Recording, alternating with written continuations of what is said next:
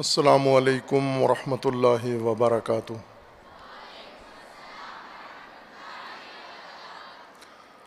اعوذ باللہ من الشیطان الرجیم، بسم اللہ الرحمن الرحیم۔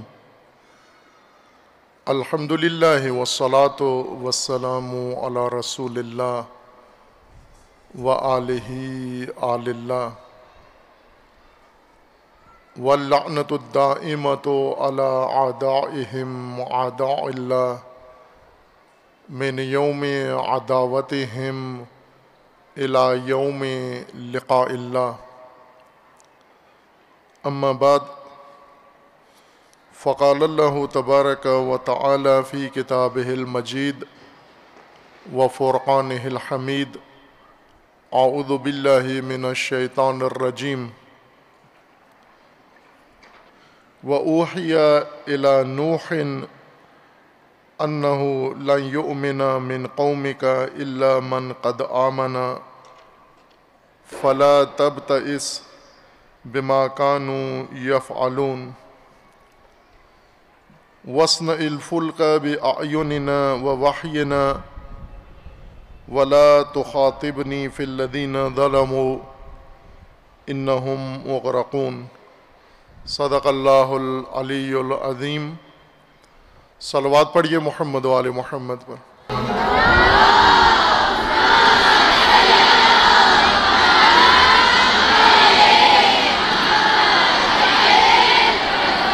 یوم میلاد مسعود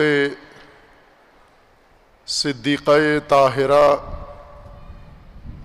سیدۃ النساء العالمین حضرت فاطمۃ الزہرا سلام اللہ تعالی علیہا، آپ تمام مخدرات اسلام خواتین گرامی و تمام امت اسلامیہ کو تبریک و تہنیت عرض ہے۔ اور اسی طرح یہ روز مبارک، یہ میلاد مسعود اور یہ یوم عظیم جو رہبران دین نے، بزرگان اسلام نے موسوم کیا ہے، یوم تکریم مادر،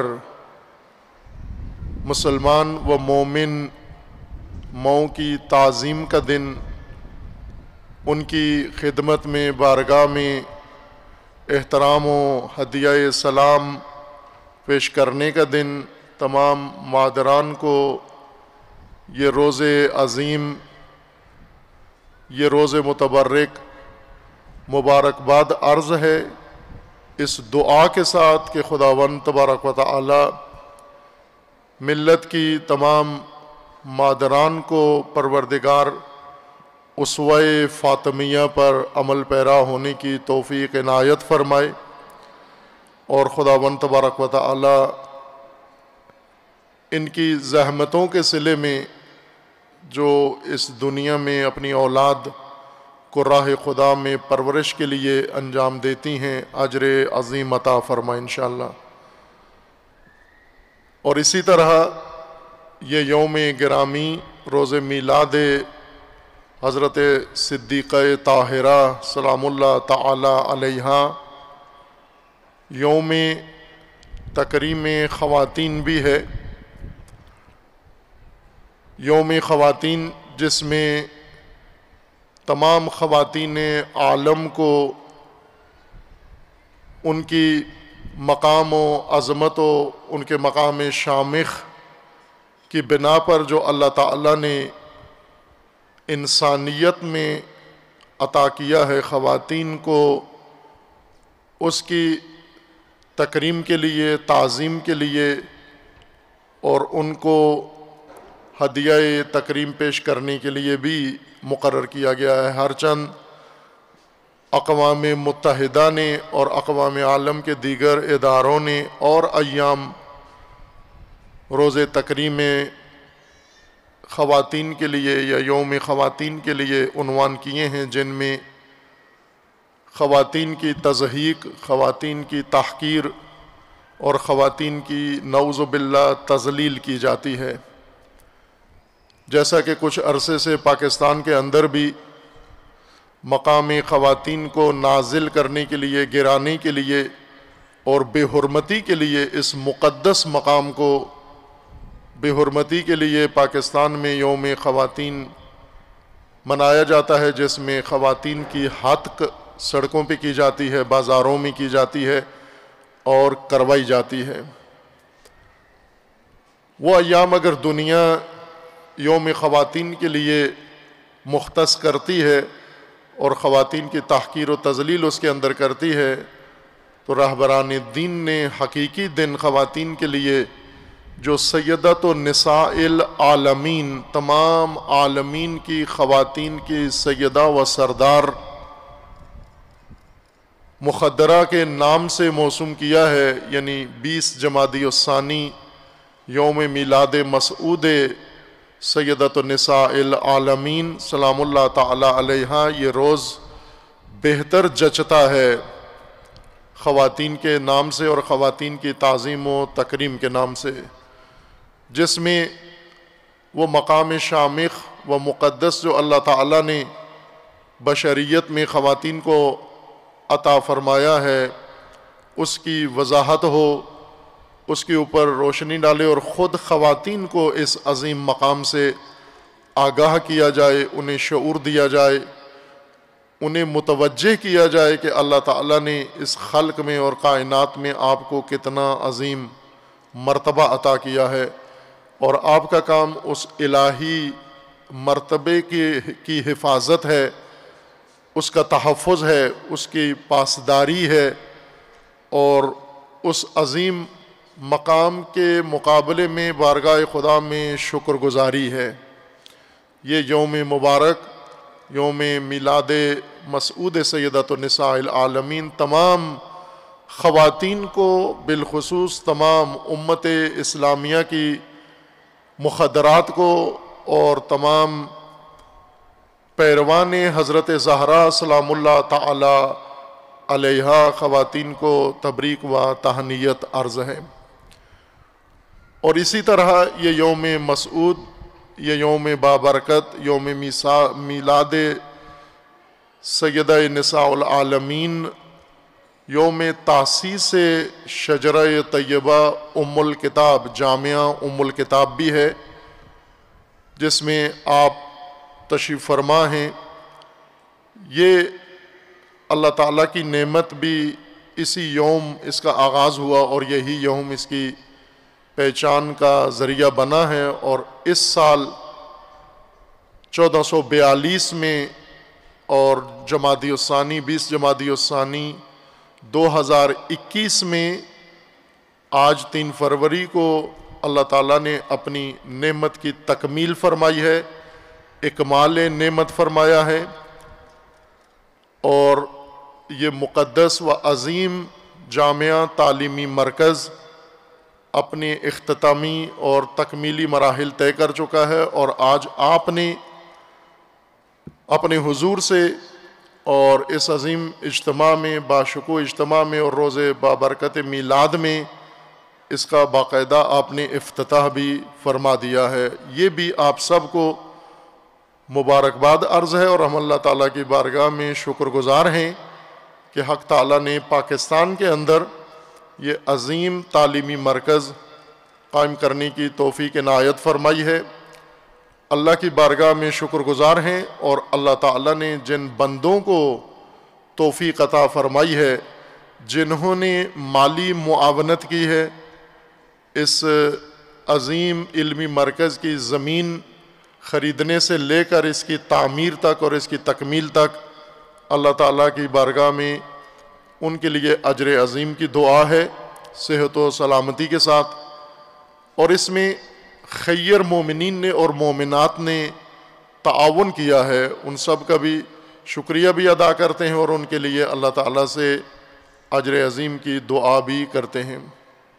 ایسے ہی یہ مرکز بہت سارے لوگوں کی زحمت سے اور محنت سے تعمیر بھی ہوا اور تکمیل بھی ہوا الحمدللہ، جس میں ہمارا ٹیکنیکل سٹاف، انجینئرز ہیں، سپروائزرز ہیں، اور اسی طرح تعمیراتی ذمہ داران ہیں جامعہ کے، اور باقی مومنین جنہوں نے اس شعبے میں تعاون کیا ہے، وہ تمام لیبر، مستری، مزدور اور دیگر افراد جنہوں نے ہر چند معاوضے کے ساتھ کام کیا ہے، لیکن اس عظیم درسگاہ کو بنانے میں انہوں نے دن رات ایک کر کے اور یہ خوبصورت گلدستہ سجا کر اپنے ملک کی خواتین کے لیے یہ مہد علم اور یہ مہد دانش تیار کی ہے، ان سب عزیزوں کے لیے بھی اللہ تعالیٰ سے اجر عظیم کی دعا کرتے ہیں۔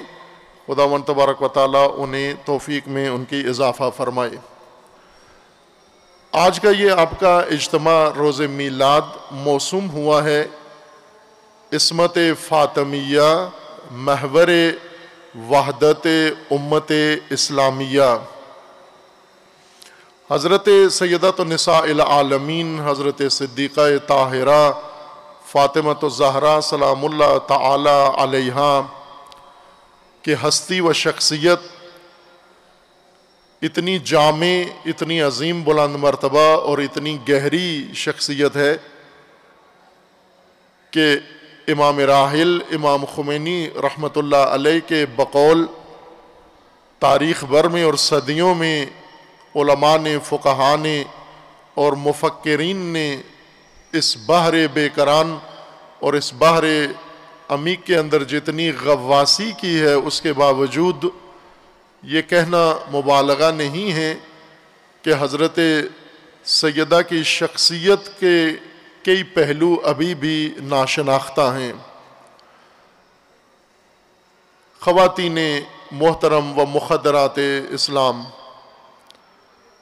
اللہ تعالیٰ کی یہ عظیم نعمت جن کے فضائل سے ہم آشنا ہیں، جن کے مناقب ہم سنتے رہتے ہیں اور کسی حد تک جن کے کردار و سیرت کو بھی مختصر طور پر بعض اوقات بیان یا کیا جاتا ہے یا لکھا جاتا ہے، لیکن حضرت سیدہ کی شخصیت کے کچھ ایسے پہلو جو آج کی نسل کے لیے اور ہر نسل کے لیے ضروری ہیں، ان کی طرف توجہ ضروری ہے۔ ہم آج جس صورتحال میں گرفتار ہیں، موجودہ انسانی نسل اور موجودہ مسلمین اور خصوصاً موجودہ پاکستانی مسلمان تمام فرقے و تمام مسالک ایک جیسی مشکلات و ایک جیسے یکساں مسائل کا شکار ہیں، ان کے حل کا راز ہمیں حضرت صدیقہ طاہرہ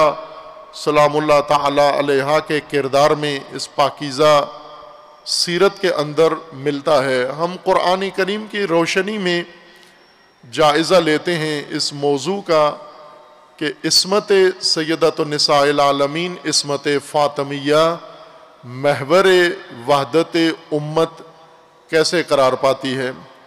عصمت کے بارے میں ہمارے ذہنوں میں پہلے سے اعتقادی اور عقیدتی تصور موجود ہے، تمام عقیدت مندوں کے ذہن میں، اور عقیدت مندوں کے ذہن میں عموماً جو مقدس معارف اور معالم اور مطالب موجود ہوتے ہیں وہ زیادہ ان پر خود واضح نہیں ہوتے۔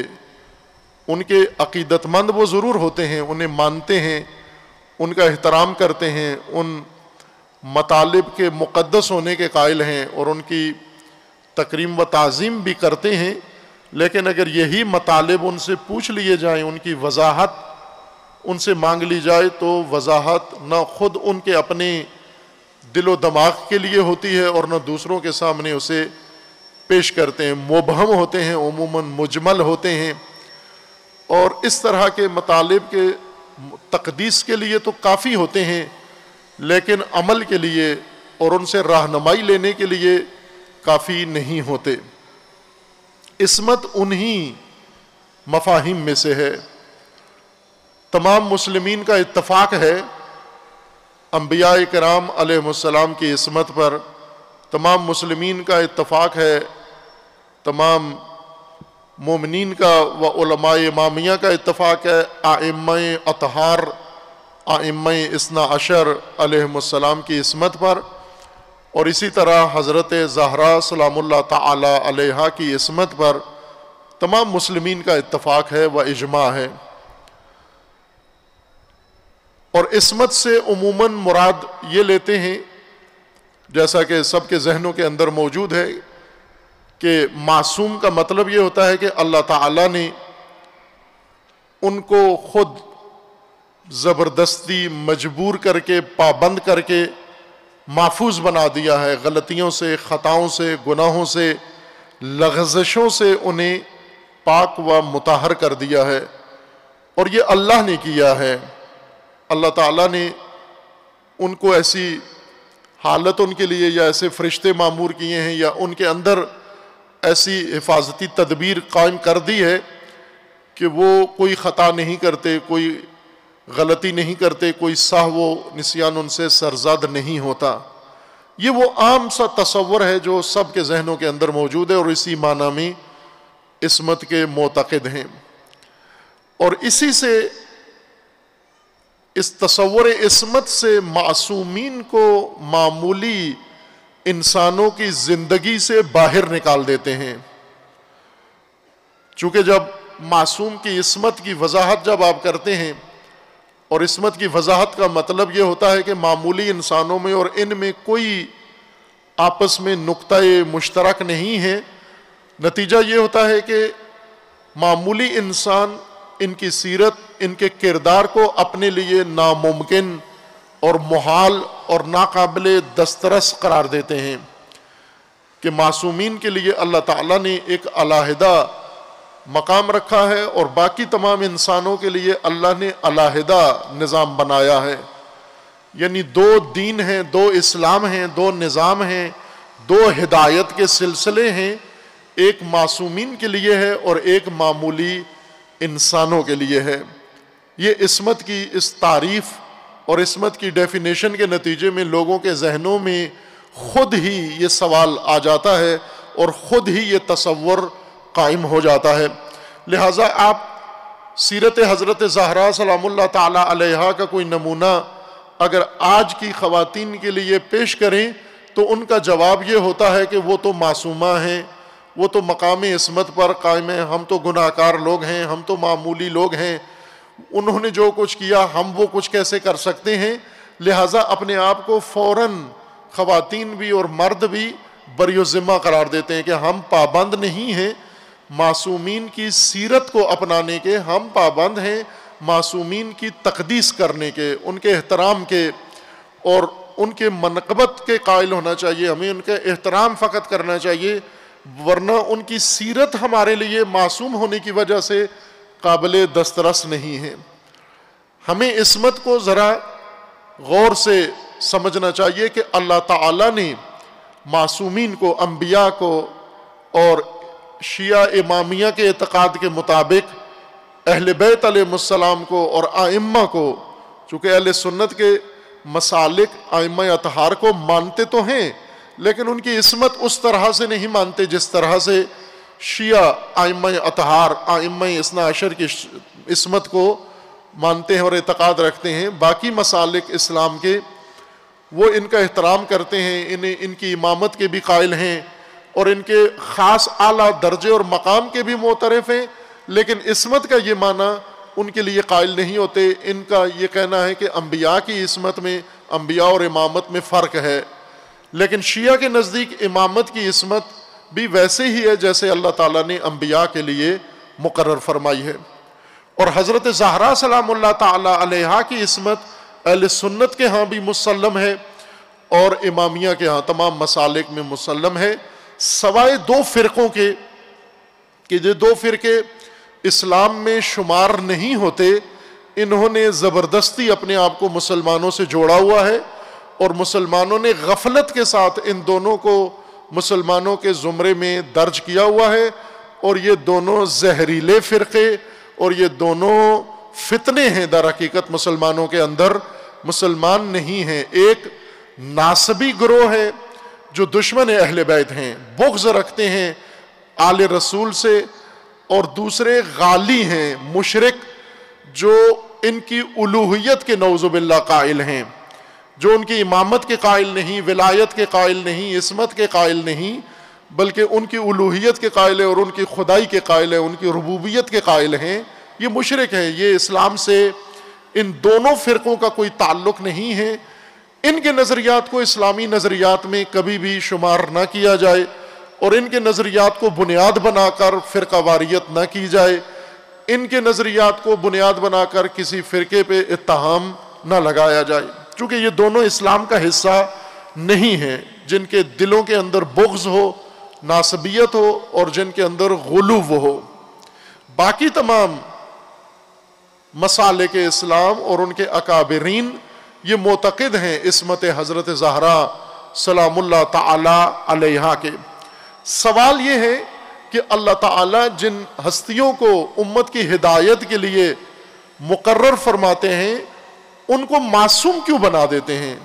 اور لوگ یہ کیوں سمجھتے ہیں کہ معصوم ہونے کا مطلب یہ ہے کہ ہم ان کی سیرت پر عمل نہیں کر سکتے چونکہ یہ معصوم ہیں، ہم غیر معصوم ہیں، لہٰذا ان کو اپنی زندگیوں سے باہر نکال کر فقط تقدیس کے لیے ان کو مختص کر دیتے ہیں، تعریف کے لیے ان کے فضائل و تفضیل و تعریف کرتے ہیں، لیکن ان کی تعصی اور ان کی سیرت پر عمل پیرا ہونا اور ان کے نقش قدم پر نہیں چلتے اور انہیں اپنی زندگی کی سرمشق نہیں سمجھتے، عصمت کو رکاوٹ سمجھتے ہیں، عصمت کو جدائی کی لائن لکیر سمجھتے ہیں کہ معصوم ادھر، غیر معصوم ادھر، اور معصوم کے لیے علیحدہ نظام، غیر معصوم کے لیے علیحدہ نظام ہے۔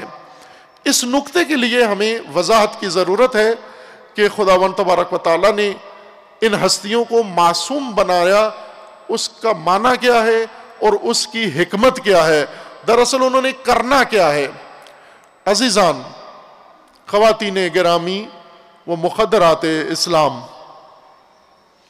اللہ تعالیٰ نے جس طرح انبیاء کو علم دیا ہے تو یہ علم انسانوں میں، امت میں اور نبیوں میں فاصلے کی لکیر نہیں بنائی، بلکہ یہ علم انبیاء کو اس لیے عطا کیا ہے وحی کے ذریعے تاکہ یہ علم غیر انبیاء عام لوگوں کی ہدایت کا ذریعہ بنے، وسیلہ بنے۔ اس علم کے ذریعے سے انسانیت کی انہوں نے ہدایت کرنی ہے۔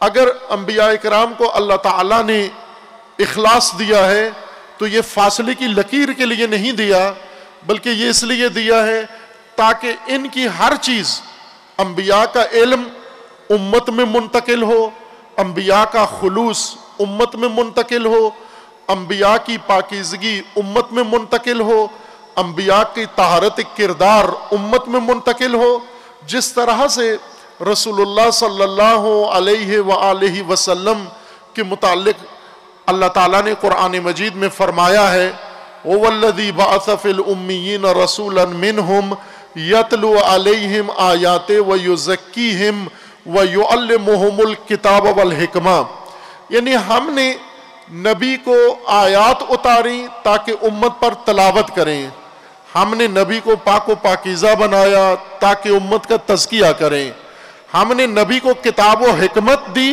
تاکہ اس کی امت کو تعلیم دیں۔ یعنی جو کچھ انبیاء کے پاس ہے یہ امت کی امانت ہے، یہ امت کی ہدایت کا ذریعہ ہے، یہ امت کی ہدایت کا اور نجات کا وسیلہ ہے۔ اس لیے انبیاء کو اللہ تعالیٰ نے وہ صفات دی ہیں جو امت سازی کے لیے ضروری تھی، معلم کے اندر، مربی کے اندر، راہبر کے اندر، امام کے اندر، پیشوا کے اندر، ان تمام صفات سے اللہ تعالیٰ نے انہیں منزہ کیا ہے۔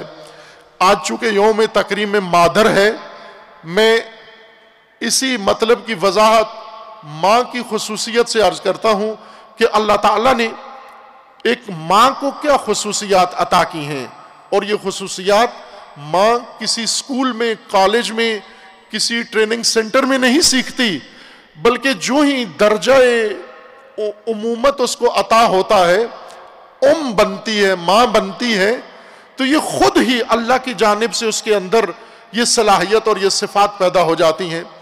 ماں بننے سے پہلے یہ ایک خاتون ہوتی ہے، ماں بننے سے پہلے اردو تعبیر کے مطابق یہ ایک لڑکی ہوتی ہے، یا عربی کے مطابق یہ ایک فتات ہے، یا فارسی کے مطابق یہ ایک دوشیزہ ہے، لیکن جب یہی لڑکی، جب یہی فتاة، جب یہی دوشیزہ، یہی دختر جب ماں کے درجے پر فائز ہو جاتی ہے تو گھر والے باقاعدہ مشاہدہ کرتے ہیں اس کے رویے میں، اس کے عمل میں، اس کے کردار میں. یہی جو بہت اہم اور ضروری موقعوں پر بھی بیدار نہیں ہوتی تھی، نماز کے لیے بیدار نہیں ہوتی تھی، گھر کے دکھ سکھ کے لیے بیدار نہیں ہوتی تھی، لاپرواہی برتتی تھی، جب سے اللہ اس کی آغوش میں نعمت اولاد عطا کر دیتا ہے اور اس کی کوکھ سے اس کا بچہ پیدا ہوتا ہے، یہی نہ اٹھنے والی اب سوتی نہیں ہے جب تک بچہ نہ سو جائے.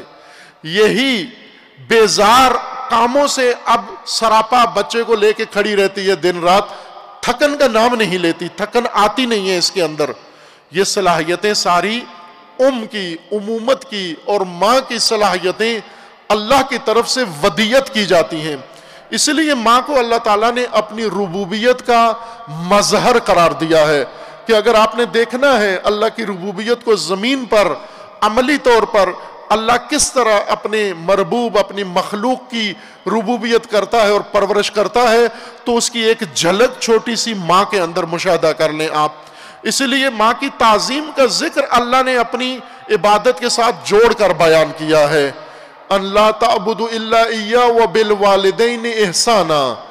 آپ اللہ کی بندگی کرو، اللہ کی عبادت کرو اور والدین کے ساتھ حسن رویہ سے پیش آؤ. اللہ تعالیٰ نے ماں کو اپنی ربوبیت کی تجلی گاہ بنایا ہے.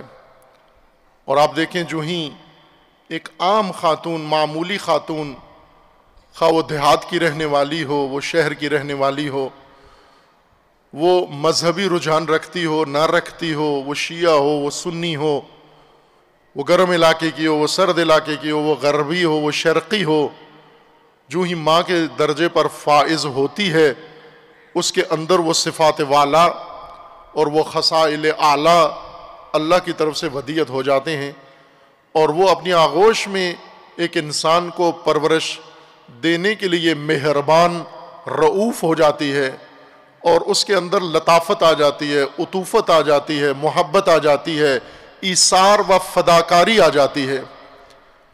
یہ سب کچھ اس لیے ماں کو دیا جاتا ہے تاکہ جو اس کی گوش میں ہے، جو اس کی آغوش میں ہے، جو اس کی کوکھ سے پیدا ہوا ہے، یہ سب اس کی پرورش کے لیے ہے. انبیاء کرام کو اللہ تعالیٰ نے امتوں کی پرورش کے لیے مبعوث فرمایا ہے. ائمہ کو اللہ تعالیٰ نے امتوں کی رہنمائی کے لیے منصوب فرمایا ہے.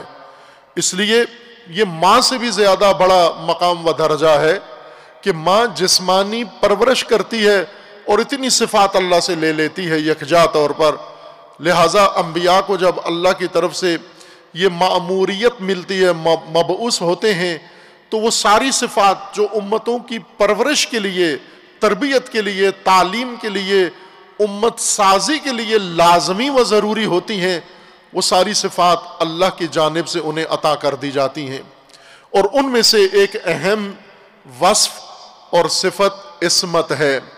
عصمت کو ہمارے خطیبوں نے، پیشہ ور خطیبوں نے، جو عصمت پہ تقریریں فیسوں کے لیے کرتے ہیں، جو عصمت کے معنی سے آشنا نہیں ہیں، جو عصمت کی ذکر کر کے اور امت کو وہ عصمت کا معنی بتانے سے عاجز ہیں، ہم نے ان سے عصمت کا ذکر سنا ہے. اس لیے عصمت ہمیں امت اور ہادی میں رکاوٹ کی لکیر نظر آتی ہے، فاصلے کی لکیر نظر آتی ہے، ایک باؤنڈری لائن نظر آتی ہے جس سے معصوم ادھر ہو جاتے ہیں، امت ادھر ہو جاتی ہے، اور ادھر والے فقط ادھر والوں کے لیے درود پڑھ سکتے ہیں، سلام پڑھ سکتے ہیں، لیکن ان کی طرح زندگی نہیں گزار سکتے، اور ان کی مانند انہوں نے اپنی زندگی کا پیمانہ نہیں بنانا. یہ اس وجہ سے ہے کہ عصمت کو ہم نے نااہل سے سنا ہے، نامناسب سے سنا ہے. اگر قرآن کریم سے عصمت کو سمجھے ہم، قرآن ہماری ہدایت کی کتاب ہے، ہم قرآن پڑھ کر، قرآن سیکھ کر، قرآن سمجھ کر پھر روایت کی طرف بھی رجوع کریں، پھر ہم اقوال کی طرف بھی رجوع کریں، پھر ہم علماء کی طرف بھی رجوع کریں، پھر ہم تمام دنیا کے تجربات و مشاہدات کی طرف رجوع کریں، لیکن پہلے دوسرے مشاہدات کر لیں، تجربے کر لیں، اقوال پڑھ لیں اور آراء پڑھ لیں، عقائد پڑھ لیں، آخر میں قرآن کی طرف آئیں تو پھر قرآن کو ہم سمجھیں گے نہیں، بلکہ قرآن کو اپنی خرافات کی تائید کے لیے تبدیل کر دیں گے، تحویل کر دیں گے، اور قرآن کے مفاہیم کو توڑ مروڑ کر اور اپنے من گھڑت عقائد کو ثابت کرنے کی قرآن سے کوشش کریں گے۔ پہلے قرآن کو سمجھنا ہے۔ رسول اللہ نے سب سے پہلے امت کو قرآن سے تعلیم کا آغاز کیا۔ یتلو علیہم آیاتِ، اللہ کی آیات تلاوت کر کے امت سازی کی۔ اگر رسول اللہ نے پہلے انہیں اور کچھ پڑھایا ہوتا اور پھر قرآن کی طرف لاتے تو وہ دوسری ساری چیزوں کو قرآن سے ثابت کرنے کی کوشش کرتے، قرآن سے ہدایت نہ لیتے۔ عزیزان، عصمت کو قرآن سے سمجھیں ہم۔ عصمت لازمی ہے ہادی کے اندر، مربی کے اندر، معلم کے اندر، الہی پیشوا کے اندر۔ اور کیوں ضروری ہے؟ تاکہ ان کی ماموریت، وہ فریضہ اور وہ عہد جو اللہ نے ان سے لیا ہے، اس کی ادائیگی کے لیے عصمت ضروری ہے۔ اس لیے کہ انہوں نے وہ وصف جو اللہ سے لیا ہے اب واسطہ بننا ہے، اسی حالت میں امت کو لے کر آنا ہے۔ میں اگر مختصر کر کے مطلب کو خلاصہ کر کے پیش کروں تو یوں عرض کرتا ہوں، اللہ نے انبیاء کو معصوم بنایا، ائمہ کو معصوم بنایا، حضرت سیدہ زہرا سلام اللہ تعالی علیہا کو معصوم بنایا۔ کیوں بنایا؟ نہ امت سے دوری کے لیے اور امت سے فاصلے کے لیے، بلکہ اس لیے کہ انہوں نے اب یہ اللہ کے بنائے ہوئے معصوم ہیں اور انہوں نے امت کو اس معصومیت تک پہنچانا ہے، امت کو معصومیت عطا کرنی ہے اور امت کو معصومیت کا راستہ دکھانا ہے اور امت کو عصمت کی راہوں پر رہنمائی کرنی ہے۔ لیکن یہ اس صورت میں ہمیں بات سمجھ میں آئے گی جب ہم عصمت کو قرآن کریم سے سمجھیں۔ ہم قرآن کریم کی کئی آیات کے اندر خداوند تبارک و تعالیٰ نے عصمت اور عصمت سے نکلے ہوئے الفاظ کا ذکر فرمایا ہے، جیسے اعتصام، استعصام، عاصم، یعصم۔ خب یہ وہ الفاظ ہیں جو لفظ عصمت سے عین صاد میم تے، ان 4 حرفی لفظ سے، اصل 3 حرفی ہے، عصمہ عین صاد میم اصل لفظ عربی کا، لیکن اس سے جب مصدر بنتا ہے تو عصمت 4 حرفی لفظ بن جاتا ہے۔ اس کا مطلب، عصمت کا مطلب ہوتا ہے حفاظت۔ عصمت کا قرآنی مطلب بھی حفاظت ہے اور لغوی معنی بھی، عربی لفظ ہے، لغت میں بھی اس کا مطلب حفاظت ہی ہوتا ہے۔ عصمت یعنی حفاظت، معصوم، محفوظ۔ اللہ نے جن کو معصوم بنایا یعنی ان کے لیے اللہ تعالیٰ نے حفاظت کی ایسی تدبیر کی، حفاظت کا ایسا بندوبست کیا، حفاظت کا ایسا اہتمام کیا کہ جن چیزوں سے اللہ نے انہیں بچانا ہے، محفوظ رکھنا ہے، ان تمام چیزوں سے بچنے کے لیے اللہ تعالیٰ نے ان کے اندر، معصوم کے اندر وہ صفات رکھ دی ہیں بچنے کے لیے، محفوظ رہنے کے لیے۔ آج کل ایک وبا پوری دنیا کے اوپر مسلط ہے، پھیلی ہوئی ہے۔ اللہ تعالیٰ سب کو نجات عطا فرمائے اور خداوند تعالیٰ جو بیمار ہیں انہیں شفا عطا فرمائے اور جو محفوظ ہیں اللہ تعالیٰ انہیں سلامت رکھے اس وبا کے شر سے انشاءاللہ۔ تمام کوششیں کر رہے ہیں، ابھی بعض میں آپ میں سے بعض نے ماسک چہروں پہ لگائے ہوئے ہیں، منہ پہ ناک پہ، بعضوں نے احتیاط نہیں کی ہوئی، لیکن یہ ایک حفاظتی تدبیر ہے، یہی حفاظت ہے۔ وبا سے، بیماری سے اپنے آپ کو بچانے کے لیے چہرے پہ، ناک پہ، چونکہ تنفسی وائرس ہے، سانس میں چلا جاتا ہے اور سانس کے حصے کو، دستگاہ کو، پھیپھڑے کو جا کر ناکارہ بنا دیتا ہے، لہذا سانس کے مجاری، سانس کی راہوں کو انسان بند کر لے کہ سانس تو جائے، آکسیجن جائے، لیکن اس کے ہمراہ آلودگی، وبا اور جراثیم اور وائرس نہ جائے۔ تو یہ تدبیر آپ نے کی ہوئی ہے جو حفاظت کہلاتی ہے، یہ حفاظت کا ایک اہتمام ہے، انتظام بیماری کے مقابلے میں، چونکہ انسان آفات اور بیماریوں کی اور جراثیموں کی اور وائرس کی زد میں ہے۔ حفاظت کے لیے کئی اہتمام ہیں جو ہم کرتے بھی ہیں، بعض کی طرف دھیان نہیں دیتے، لیکن اکثر اپنی حفاظت کا اہتمام کرتے ہیں۔ سردی کا موسم ہے، آپ نے گرم لباس پہنا ہوا ہے سردی سے محفوظ رہنے کے لیے، چونکہ سردی انسانی جسم کی ترکیب، انسانی جسم کے ساخت کے لیے حد سے زیادہ سردی مناسب نہیں ہے، انسان کے جسم کو بیمار کر دیتی ہے۔ آپ کے جسمانی نظام کا جو ٹیمپریچر ہے اس کے مطابق اگر باہر زیادہ سردی ہو جائے اس سے تو پھر جسم نقصان پہنچتا ہے، ضرر ہوتا ہے، اس سے بچنے کے لیے گرم لباس ہے۔ خوب اسی طرح ایک بہت ہی خوبصورت منظر جو یہاں آج اس الکتاب میں موجود نظر آ رہا ہے، اور پاکستان بھر میں الحمدللہ، پاکستان اس لحاظ سے دنیا میں ممتاز ملک ہے کہ حجاب خواتین کا آج بھی دنیا میں سب سے بہتر حجاب پاکستان میں ہے، ہر چند بعض نہیں کرتی، بعض نامناسب حجاب ہوتا ہے یا بعض بالکل نہیں کرتی، اس کے باوجود مجموعی طور پر پاکستان میں خواتین حجاب کو زیادہ مراد کرتی ہیں باقی دنیا کی نسبت۔ کچھ ملکوں میں لازمی ہے، جیسے ایران میں پابندی ہے، قانوناً لازمی ہے حجاب، لیکن آپ پھر بھی دیکھیں گے پاکستانیوں سے کم حجاب ہوتا ہے اور نامناسب بعض اوقات ان کا حجاب ہوتا ہے۔ متدین لوگ حجاب کرتے ہیں لیکن باقی نہیں کرتے۔ پاکستان کو یہ اللہ تعالیٰ نے دیا ہے، یہ عزت دی ہے۔ جیسے وبا، ساری دنیا میں اس وبا نے تباہی مچائی، لیکن پاکستان میں اس درجہ کی تباہی نہیں ہوئی، اللہ نے محفوظ رکھا۔ اللہ کا لطف ہے، ہر چند ہماری حکومت کریڈٹ لیتی ہے کہ یہ ان کی وجہ سے کم ہوا ہے، نہ حکومت نے اس میں کچھ بھی نہیں کیا، نہ غیر حکومت نے، نہ اپوزیشن نے، نہ کسی اور طبقے نے۔ اللہ کا خصوصی لطف و کرم ہوا ہے کہ پاکستان میں اس وبا نے وہ تباہی نہیں پھیلائی جو دیگر ممالک کے اندر پھیلائی ہے۔ اسی طرح اللہ تعالیٰ کا لطف ہے، باوجود پاکستان کے اندر مختلف مسائل و مشکلات کے، لیکن خواتین عموماً حجاب اپنا قائم رکھتی ہیں۔ یہ حجاب کیا ہے؟ یہ بھی حفاظت ہے۔ حجاب جیسے گرم لباس سردی سے بچنے کے لیے ہے، جس طرح ماسک وائرس سے بچنے کے لیے ہے، یہ حجاب بھی آپ کا اپنے تحفظ کے لیے ہے۔ حفاظت کو ہی عربی زبان میں عصمت کہا جاتا ہے، اور اللہ تعالیٰ نے جس سے جس کو بچانا ہو اس بچت کا اور اس حفاظت کا ذریعہ اللہ اس کو عطا کر دیتا ہے۔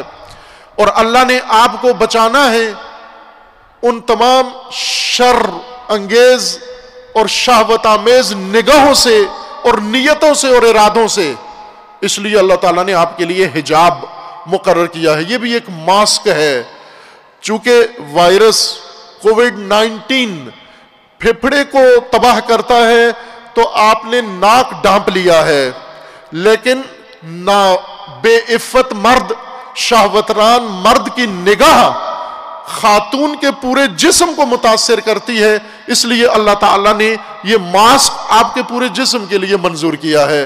چونکہ وائرس ایسا ہے جو صرف پھپھڑے پہ نہیں بلکہ پورے جسم پر اثر انداز ہوتا ہے، اس لیے آپ اس کو محفوظ رکھیں۔ یہ بھی ایک تحفظ اور حفاظت ہے کہ آپ اس کو بچا کے رکھیں، یہ اللہ تعالیٰ کی امانت ہے۔ آپ کا جو مقام ہے مقدس خاتون کا، جو عفت ہے آپ کی، جو حرمت ہے آپ کی، یہ اللہ کا حق ہے۔ جب آپ حجاب کرتی ہیں تو یہ نہ کہو کہ میں اپنے آپ کو بچاتی ہوں، اپنے خاندان کی عزت بچاتی ہوں، اپنا جسم بچاتی ہوں، نہ، سب سے پہلے یہ کہو کہ میں حجاب کر کے اللہ کی امانت بچا رہی ہوں، اللہ کا دیا ہوا حق بچا رہی ہوں، میں محافظ ہوں اس حق کی جو اللہ نے میرے لیے مختص قرار دیا ہے، اس حرمت کی میں محافظ ہوں جو اللہ نے مجھے عطا کیا ہے، میں اس حرمت کو بچا رہی ہوں۔ خوب اللہ تعالیٰ نے جن چیزوں کو بچانا ہے ان کی حفاظتی انتظام کیا ہے۔ اسی طرح خداوند تبارک و تعالیٰ نے قرآن کریم کے اندر امتوں کو بچانے کے لیے حفاظتی تدبیر کی ہے۔ امتوں کی حفاظت کے لیے قرآن کریم میں اللہ تعالیٰ کا فرمانا ہے وَاعْتَصِمُوا بِحَبْلِ اللَّهِ. عموماً اس کا ترجمہ ہمارے جو مترجمین ہیں، مفسرین ہیں، جو لکیر کے فقیر ہیں، لکیر کے فقیر ہوتے ہیں جو ایک لکیر ڈال دو پھر انہوں نے لکیر پر ہی چلنا ہے، لکیر گھومے گی یہ بھی گھوم جائیں گے، لکیر سیدھی گئی یہ بھی سیدھے جائیں گے. انہوں نے بصیرت کے تحت نہیں چلنا، عقل کے ساتھ نہیں چلنا ہوتا، لکیر کے اوپر چلتے ہیں. اگر پہلے مترجم نے کسی لفظ کا ترجمہ کر دیا، باقی صدیاں بھر جتنے مترجم آئیں گے اس کے ترجمے کو دیکھ کر یہ بھی اس کا معنی ویسے ہی کرتے ہیں. عموماً وَاعْتَصِمُوا کا ترجمہ کرتے ہیں تھام لو، وَاعْتَصِمُوا تھام لو. تھام لینے کو تو وَاعْتَصِمُوا نہیں کہتے، عربی میں الگ لفظ ہے تھامنے کے لیے. اتخذوا عربی میں تھام لینے کو کہتے ہیں اتخذوا، پکڑ لو، تھام لو، لے لو، عکس کر لو اس کو. یا امسکو پکڑ لو اس کو، امساک کرو. عربی فصیح لباس ہے، ہر مطلب کے لیے الگ الگ لفظ موجود ہے. اعتصام الف عین تے صاد الف میم. معذرت آپ سے میں بعض اپنی بچیوں کی ان طالبات کی رہنمائی کے لیے ہجے بھی کر دیتا ہوں ساتھ تاکہ انہیں پتہ چل جائے. ویسے سب کے لیے مفید ہیں یہ ہجے، چونکہ انگلش میڈیم نے اردو عربی فارسی ساری ڈیلیٹ کر دی ہے ذہنوں سے. اعتصام لکھنے کے لیے بھی سوچ رہے ہوتے ہیں کہ اے سے ہوتا ہے یا ای سے ہوتا ہے اعتصام. نہ اے سے ہوتا ہے نہ ای سے ہوتا ہے، الف عین تے صاد الف میم سے اعتصام ہوتا ہے. اللہ تعالیٰ نے حفاظت کے لیے، امت کی حفاظت کے لیے وَاعْتَصِمُوا بِحَبْلِ اللَّهِ جَمِيعًا. وَاعْتَصِمُوا اللہ کی رسی تھامنا نہیں ہے، عصمت سے اعتصام بنا ہے. اور امت کے فرائض میں سے، واجبات میں سے ایک کام اعتصام ہے. اعتصام عربی لفظ ہے، عصمت سے نکلا ہے. عصمت تحفظ کو کہتے ہیں. اعتصام تحفظ اختیار کرنا عربی لفظ ہوتا ہے. حفاظتی ذریعہ اختیار کرنا، تحفظ کا ارادہ کرنا، تحفظ کی نیت کرنا، تحفظ کے لیے قدم اٹھانا، حفاظت کے لیے باقاعدہ فراہم شدہ تمام چیزیں بروئے کار لانا، اس کو کہتے ہیں اعتصام. تھامنے کو نہیں کہتے. اعتصام کا مطلب ہوتا ہے حفاظتی ذریعہ اپنانا، حفاظت کا ارادہ کرنا، حفاظت کا اقدام کرنا. امت کو اللہ تعالیٰ نے حفاظت کے لیے، چونکہ تفرقہ امت کی نابودی ہے، امت کی بربادی ہے. جس طرح ایک جسم کو کاٹ دیا جائے جسم ختم ہو جاتا ہے، امت ایک پیکر کا نام ہے، ایک جسد کی طرح ہے. رسول اللہ صلی اللہ علیہ وآلہ وسلم کے فرمان کے اندر مثلکم کمثل الجسد، حضور کا فرمانا ہے تمہاری مثال ایک جسد اور جسم جیسی ہے، اور تم سب اس کے اعضاء ہو، تم سب اس کے اعضاء کی مانند ہو، اور یہ اعضاء جڑے رہیں تو جسد قائم رہتا ہے، اگر یہ اعضاء کٹ جائیں جسد ختم ہو جاتا ہے. امت کے فرد فرد کی مثال اسی طرح سے ہے، جسد کی طرح ہے. اس جسد کو باقی رہنا ہے، اس پیکر امت کو باقی رکھنا ہے، حفاظت کرنی ہے. اس کی حفاظت کس سے کریں؟ حفاظت کے لیے اللہ تعالیٰ نے تمہارے لیے وسیلے فراہم کیے ہیں. یہ ہو جاتی ہے عصمت امت. وَاعْتَصِمُوا، اے لوگو، اے مومنوں، اے مسلمانوں، عصمت اختیار کرو. وَاعْتَصِمُوا کا مطلب تھامنا نہیں ہے، وَاعْتَصِمُوا کا مطلب ہوتا ہے عصمت اختیار کرو. اتفاقاً پاکستان کے مدرسے عربی دیگر دنیا سے اچھی پڑھاتے ہیں، شیعہ بھی سنی بھی، اور بعض مدرسے تو صرف عربی پڑھاتے ہیں اور عربی پڑھ کر سمجھتے ہیں کہ ہم سارا اسلام سمجھ گئے ہیں. عربی کے گرامر پڑھتے ہیں، صرف و نحو پڑھتے ہیں اور لغات پڑھتے ہیں. یہی عربی گرامر اسلام نہیں ہے، یہ اسلام کی لینگویج ہے. پھر بعد میں جب قرآن پڑھو گے، عربی حدیث پڑھو گے، سنت پڑھو گے تو آپ کا اسلام کا نصاب بھی شروع ہو جائے گا. صرف عربی پڑھ لینا اسلام نہیں ہوتا. اب اتنا عربی پڑھ کے تو پھر تھامنا کیوں منع کرتے ہو آپ؟ وَاعْتَصِمُوا وَتَحْسِبُوا، احتساب. آج کل پاکستان کے اندر ہماری حکومت اپوزیشن کا احتساب کر رہی ہے. اور وہ ان کے مقابلے میں احتجاج کر رہی ہے. دونوں ایک ہی مادہ سے ہیں, احتجاج اور احتساب. احتسبو کا مطلب ہوتا ہے حساب کرو, حساب لو, حساب کتاب کرو, جانچ پرکھ کرو, کیا کھایا, کیا لیا, کیا پرکھا, امت کا قوم کا پیسہ, بیت المال کا پیسہ, ملک کا پیسہ لیا, لے کر کیا کیا, کدھر خرچ کیا. یہ حساب لینا, اس کو احتساب کہتے ہیں. عصمت تحفظ ہے. وَاعْتَصِمُوا, عصمت اختیار کرو. یہ سیدھی سیدھی عربی ہے, اس میں کوئی پیچیدگی نہیں ہے. اس کا مطلب ایسا گھما کے کرتے ہو کہ بات ہم تک آئی ہی نہ. وَاعْتَصِمُوا, عصمت اختیار کرو, تحفظ اختیار کرو, حفاظت اختیار کرو. کس سے کریں؟ حبل اللہ سے. وَاعْتَصِمُوا بِحَبْلِ اللَّهِ, اللہ کی رسی سے, اللہ کی اویزاں کی ہوئی رسی سے. آپ عربی میں ہم عموماً ترجمہ حبل کا رسی کرتے ہیں, عربی زبان میں رسی نہیں ہے اس کا ترجمہ. عربی لغت میں اویزاں, حفاظت کے لیے کوئی چیز بھی اپنی بچت کے لیے جب اویزاں کی جائے وہ حبل کہلاتی ہے. حبائل, لٹکی ہوئی چیزیں. حبائل, حبالہ, لٹکی ہوئی اویزاں چیز. آپ لکڑی لٹکائیں وہ بھی حبل ہے, آپ رسی لٹکائیں وہ بھی حبل ہے, آپ کپڑا لٹکائیں وہ بھی حبل ہے. عموماً پہلے جب خواتین خود کپڑے دھوتی تھی, ماسیاں نہیں تھیں, تو کپڑے دھو کے رسیوں پہ لٹکا دیتی تھی. اس کو حبائل کہتے ہیں. یہ رسی باندھنا, یہ جو رسی باندھتے ہیں یہ نہیں, رسی کے اوپر کپڑا لٹکا دینا, یہ کپڑے آپ کے لباس حبائل ہے, یہ حبالہ ہے, یعنی لٹکا دیا سوکھنے کے لیے. اب آندھی چلنے سے پہلے پہلے اتار لیا کریں ان کو, یہ نہ ہو کہ اڑ کے چلی جائیں پھر آپ نیا جوڑا خریدیں. اب تو مشینیں آ گئی ہیں نا, مشینوں کے اندر ہی خشک کر کے وہیں پہن لیتے ہیں, دھوپ نہیں لگاتے. لیکن یہی حبائل کی وضاحت کر رہا ہوں. حبل رسی کو نہیں کہتے, حبل لٹکی ہوئی چیز کو کہتے ہیں. جو چیز لٹک رہی ہو اوپر سے نیچے کی طرف, اور لٹکتی بھی کس کے لیے ہے؟ تاکہ اس کے ذریعے سے کسی چیز کو بچائے. جیسے ڈوبتے انسان کی طرف آپ کوئی چیز پھینکیں, لٹکائیں اور وہ اس کو تھام لے. کنویں میں گرے ہوئے شخص کے لیے کوئی چیز لٹکائیں تاکہ وہ اس کو تھام لے. زمین پہ گرے ہوئے شخص کی طرف آپ ہاتھ بڑھائیں. یہ سب حبائل ہیں. وَاعْتَصِمُوا بِحَبْلِ اللَّهِ, اللہ نے تمہاری جانب, چونکہ تم نیچے ہو, اسفل سافلین میں ہو, اور اللہ اعلیٰ علیین میں, اور اللہ نے اس مقام علو سے تمہاری جانب سافلین کو ہدایت کے امور لٹکا دیے ہیں, اویزاں کر دیے ہیں. وہ کیا کیا اویزاں کیے ہیں؟ نبوت ہے, امامت ہے, کتابیں ہیں, آسمانی کتابیں ہیں, ہدایت ہے. یہ سب اللہ کی رسی ہے. دین ہے, شریعت ہے, احکام ہیں, یہ اللہ کی رسی ہے ساری. اس کو تم اس کے ذریعے سے عصمت اختیار کرو. حبل اللہ کے ذریعے سے, اللہ کے فراہم کیے گئے وسائل کے ذریعے سے عصمت اختیار کرو.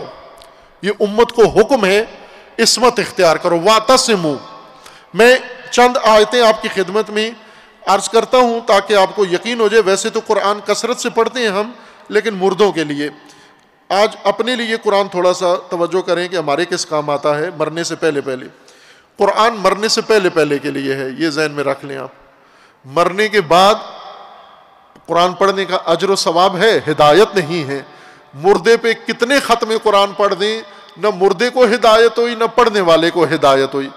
پڑھنے والے کو فیس مل گئی, حلوہ مل گیا, بریانی مل گئی, مردے کو تھوڑا سا اجر مل گیا, لیکن ہدایت سے دونوں خالی ہیں. قرآن پڑھنے والا بھی قرآن جس کے اوپر پڑھا جا رہا ہے, ہدایت اس کو ہے جس نے دنیا میں قرآن پڑھ کے سمجھ کے اپنا لیا, قرآن کی تعلیمات پر عمل کر لیا, اس کو ہدایت ملے گی. اب آپ چند آیات مشاہدہ فرمائیں عصمت کے لیے, تاکہ آپ کو یقین ہو جائے کہ اللہ تعالیٰ نے انبیاء کو معصوم کیوں بنایا, حضرت سیدہ زہرا کو کیوں بنایا, اور عصمت زہرا کیسے امت کو جوڑ سکتی ہیں, اور عصمت سے ہی امت جوڑ سکتی ہے. یہ آپ سمجھنے کے لیے چند آیات مشاہدہ فرمائیں آپ. یہ آیت جو میں نے آپ کی خدمت میں پڑھی ہے, وَاعْتَصِمُوا بِحَبْلِ اللَّهِ جَمِيعًا وَلَا تَفَرَّقُوا, یہ سورہ آل عمران کی آیا 130 ہے. آیا 103 ہے جس میں اعتصام یعنی امت کو کہا گیا ہے کہ عصمت اختیار کرو.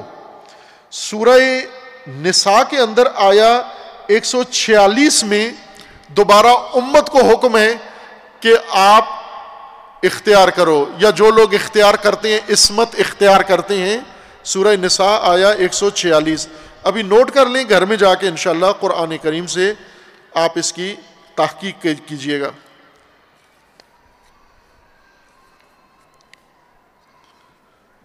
آیا 146 میں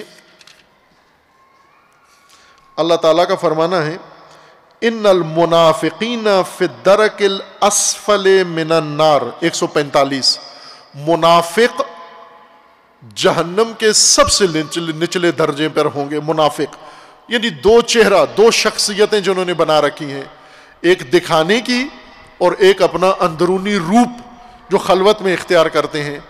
ایک جو لوگوں کے سامنے بنٹھن کے آتے ہیں، مومن، متدین، پرہیزگار، متقی، اور ایک اندرون خانہ خلوت میں جو فسق و فجور کرتے ہیں، سوشل میڈیا پہ جو کرتے ہیں، نیٹ پہ جو کرتے ہیں، بند کمروں میں جو کرتے ہیں، یا اپنے شیطانی محفلوں میں جو کچھ کرتے ہیں، وہ اور روپ ہوتا ہے، اور باہر ممبروں پر اور مجالس میں اور روپ ہوتا ہے. یہ منافق ہیں. ان المنافقین فی الدرک الاسفل من النار ولن تجد لهم نصیرا. منافق سب سے نچلے درجے پر ہوں گے. الا الذین تابوا وَأَصْلَحُوا وَاعْتَصَمُوا بِاللَّهِ وَأَخْلَصُوا دِينَهُمْ لِلَّهِ أُولَئِكَ فَأُولَئِكَ مَعَ الْمُؤْمِنِينَ. اگر انسان کسی جیسے وائرس میں، کووڈ میں جو مبتلا ہو گئے ہیں، فوراً علاج کے لیے دوڑتے ہیں اسپتالوں کی طرف اور علاج کرتے ہیں، آئسولیٹ ہو جاتے ہیں، خرچہ کرتے ہیں، بہت کچھ اہتمام کرتے ہیں تاکہ کسی نہ کسی طریقے سے نجات پا جائیں. اب ہماری حکومت نے مانگ کے خیرات میں 500 ڈوز لی ہیں، 5 لاکھ چائنا سے. خریدی نہیں ہے ابھی، خیرات میں ملی ہیں ٹیسٹنگ کے لیے. چائنا نے ویکسین بنائی ہے. اب پتہ نہیں ہے کہ اس ویکسین سے زیادہ مریں گے یا وائرس سے. تو مرنے کے لیے پاکستان بھیجی ہیں کہ ان کو لگاؤ 5 لاکھ. اگر یہ مر گئے تو چائنی نہیں لگائیں گے یہ ویکسین. اگر یہ پاکستانی ویکسین لگا کے بچ گئے تو پھر پنجاب کی وزیر صحت، ماشاءاللہ بہت صحت مند وزیر ہیں، خاتون ہیں وہ بھی، اور آج خواتین کی تکریم کا دن ہے، تو وہ کہتی ہیں کہ ہم نے آرڈر کر دیا ہے کہ کوئی حکومتی بندہ ویکسین نہیں لگائے گا. یہ مانگی ہوئی ویکسین انہوں نے کہا ہے کہ پابندی لگا دی ہے. یعنی ایک طرف سے قوم کو کہہ رہی ہیں کہ ویکسین آپ کے لیے مختص کر دی ہے، حکومتی افراد نہیں لگائیں گے. حکومتی نہیں لگائیں گے چونکہ ٹیسٹنگ کے لیے آئی ہے، چوہوں کو لگانے کے لیے. آپ سارے حکومتی لگا لیتے، بہتر تھا.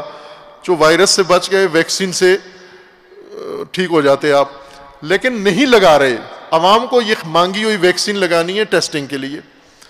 اب آپ توجہ کریں کہ جب مبتلا کوئی ہو جاتا ہے تو ٹھیک بھی ہو سکتا ہے، ویکسین ہے. منافقت جیسی بیماری میں اگر خدا نخواستہ کوئی پڑ گیا ہے تو ٹھیک ہو سکتا ہے، کلینک موجود ہے، اس کا دوا موجود ہے.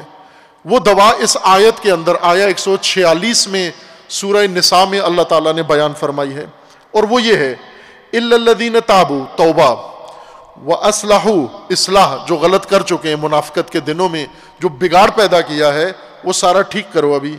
وَاعْتَصَمُوا بِاللَّهِ، اور جنہوں نے عصمت اختیار کی اللہ کے ذریعے، اعتصام میں باللہ کیا، عصمت اختیار کی اور اللہ کے ذریعے. ادھر حبل اللہ ہے سورہ آل عمران میں، سورہ نساء میں اللہ، ذات اللہ کے لیے اس کے ذریعے عصمت اختیار کی. وَأَخْلَصُوا دِينَهُمْ لِلَّهِ، اور دین میں اخلاص اختیار کیا. یہ منافقت کی بیماری سے نجات پا جائیں گے. خوب یہ دوسرا نمونہ ہے جہاں پر اعتصام کا حکم ہے کہ اگر بیمار ہو گئے ہو، منافقت جیسی بیماری آ گئی ہے تو اعتصام اختیار کرو. ایک اور آیت پڑھ لیتے ہیں، سورہ آل عمران میں آیا 101 میں ہے، وَمَنْ يَعْتَصِمْ بِاللَّهِ فَقَدْ هُدِيَ إِلَىٰ صِرَاطٍ مُسْتَقِيمٍ. جس نے بھی عصمت اختیار کی اللہ کے ذریعے، عصمت کا منبع بتایا جا رہا ہے، معصوم ہونے کا، محفوظ ہونے کا. عصمت کا مطلب ہے حفاظت. کس طرح سے محفوظ ہونا ہے؟ سب نے محفوظ ہونا ہے. وَاعْتَصِمُوا، تم سب تحفظ کرو، اختیار کرو، حفاظت اختیار کرو. بِحَبْلِ اللَّهِ، اللہ کی رسی اسی لیے ہے تمہاری حفاظت کے لیے اور اللہ کے ذریعے تم اپنی حفاظت کرو۔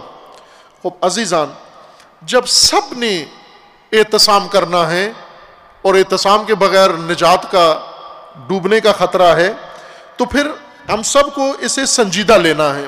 اعتصام کو، اس اعتصام کے لیے اللہ تعالیٰ نے نبیوں کو معصوم بنایا، ائمہ کو معصوم بنایا، فاطمہ زہرا کو معصوم بنایا، مریم طاہرہ کو معصوم بنایا اللہ تعالیٰ نے۔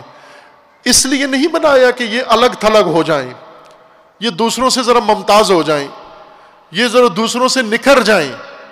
اللہ نے یہ نہیں کیا کام۔ اللہ تعالیٰ نے تمام بشریت کو محفوظ رکھنے کے لیے انہیں معصوم بنایا، انہیں عصمت عطا کی۔ جو عصمت ان ہستیوں کی ہے وہ ان کے ساتھ مختص ہے، امت میں سے اس درجے پر کوئی بھی نہیں پہنچ سکتا۔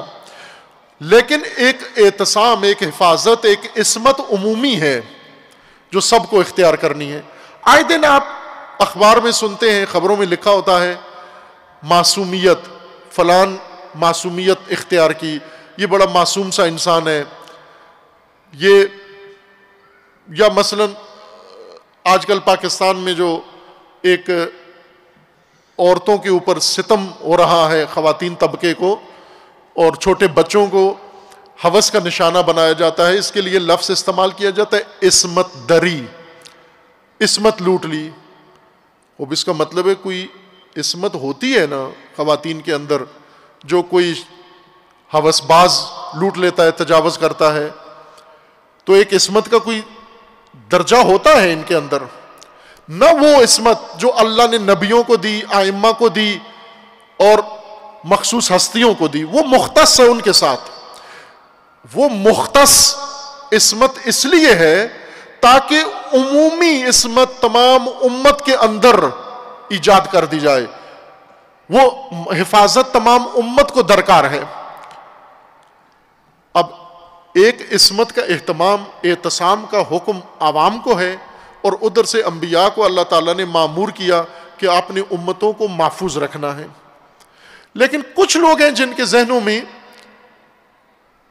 خناس ہے، جن کے ذہنوں میں شیطان ہے، جن کے ذہنوں میں گمراہی ہے، انہوں نے عصمت کا اپنا وسیلہ ڈھونڈا ہے، جو اللہ نے مقرر کیا اسے چھوڑ دیا اور علیحدہ سے اپنا انہوں نے وسیلہ اختیار کیا ہے۔ یہ آیت بھی مشاہدہ فرمائیں جو میں نے آپ کے لیے تلاوت کی تھی، سورہ ہود کی یہ آیہ کریمہ ہے۔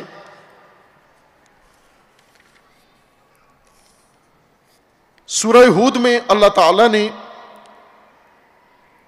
حضرت نوح علیہ السلام کا واقعہ ذکر کیا ہے، دیگر نبیوں کا بھی ہے اور حضرت نوح کا خصوصیت کے ساتھ ہے۔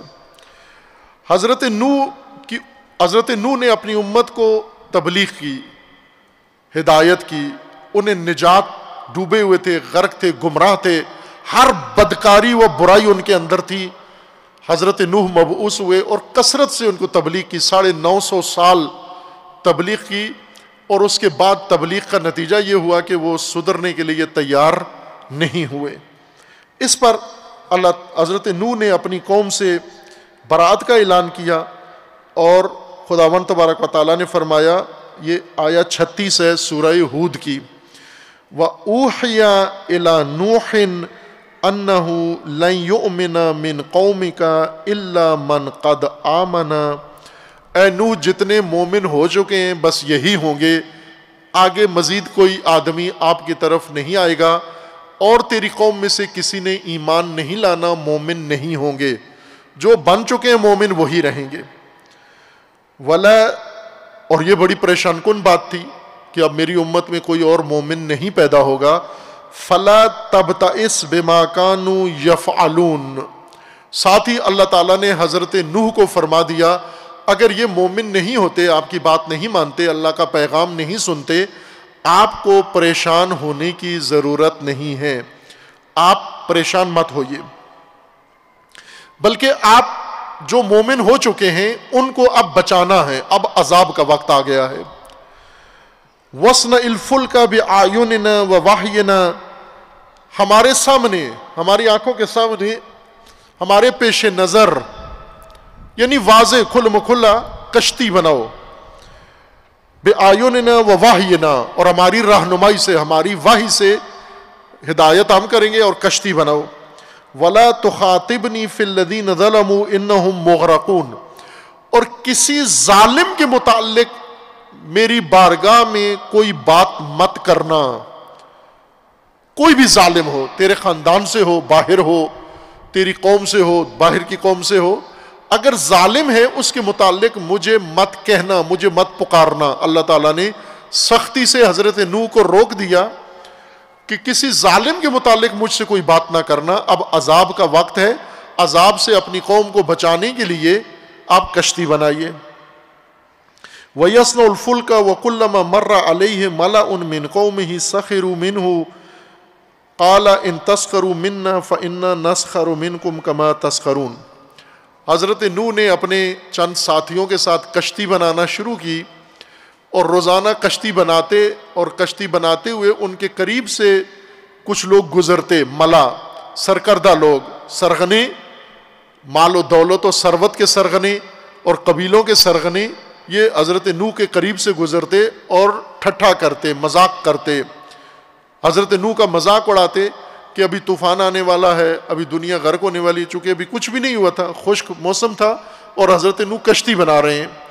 شہر میں کشتی جہاں پانی نہ ہو، ساحل پہ کشتی بنائیں تو انسان سمجھتا ہے کہ یہاں ضرورت ہے، لیکن اگر انسان شہر میں، خشک علاقے میں کشتی بنائے جہاں نہ نہر ہے، نہ دریا ہے، اور نہ ہی سمندر ہے، اور وہاں پر کوئی کشتی بنانا شروع کرے تو مذاق کی بات تو لگتی ہے، ظاہراً لوگ ٹھٹھا مذاق کرتے ہیں. یہ جتنے اوباش لوگ تھے یہ سارے حضرت نوح کے قریب سے گزرتے اور مذاق کرتے کہ یہ صحرا میں ریت میں کشتی بنا رہا ہے. حضرت نوح نے ان کو جواب دیا کہ ابھی تم ہمارا مذاق اڑا رہے ہو، ان قریب ہم تمہارا مذاق اڑائیں گے، ان قریب تم ایسی حالت میں چلے جاؤ گے کہ ہم ہنسیں گے تمہارے اوپر. فَإِنَّ نَسْخَرْ مِنْكُمْ كَمَا تَسْخَرُونَ فَسَوْفَ تَعْلَمُونَ مَنْ يَأْتِيهِ عَذَابٌ يُخْزِيهِ وَيَحِلُّ عَلَيْهِ عَذَابٌ مُقِيمٌ. بہت جلدی پتہ چل جانے والا ہے، عذاب آئے گا، اور ہم جو کشتی بنا رہے ہیں ہم کیسے ہوں گے، اور تم جو ٹھٹھا کر رہے ہو تم کیسے ہوں گے. حَتَّى إِذَا جَاءَ أَمْرُنَا وَفَارَ التَّنُّورُ قُلْ نَحْمِلْ فِيهَا مِنْ كُلِّ زَوْجَيْنِ اثْنَيْنِ وَأَهْلَكَ إِلَّا مَنْ سَبَقَ عَلَيْهِ الْقَوْلُ وَمَنْ آمَنَ وَمَا آمَنَ مَعَهُ إِلَّا قَلِيلٌ. پھر کشتی بن گئی اور اللہ تعالیٰ نے حکم دیا کہ اب ہر مخلوق میں سے ایک ایک جوڑا کشتی میں سوار کر لو، جانوروں میں سے، حیوانوں میں سے، جن کی نسل بچانی ہے ان میں سے ایک ایک جوڑا آپ کشتی میں سوار کر لیں، اور اس کے علاوہ سب ہلاک ہو جائیں گے سوائے مومنین کے جو حضرت نوح پر ایمان لائے ہیں اور حضرت نوح کے اس حلقہ اثر میں داخل ہو گئے، وہ بچ جائیں گے جو کشتی میں بیٹھ گئے. اور پھر کشتی بن گئی.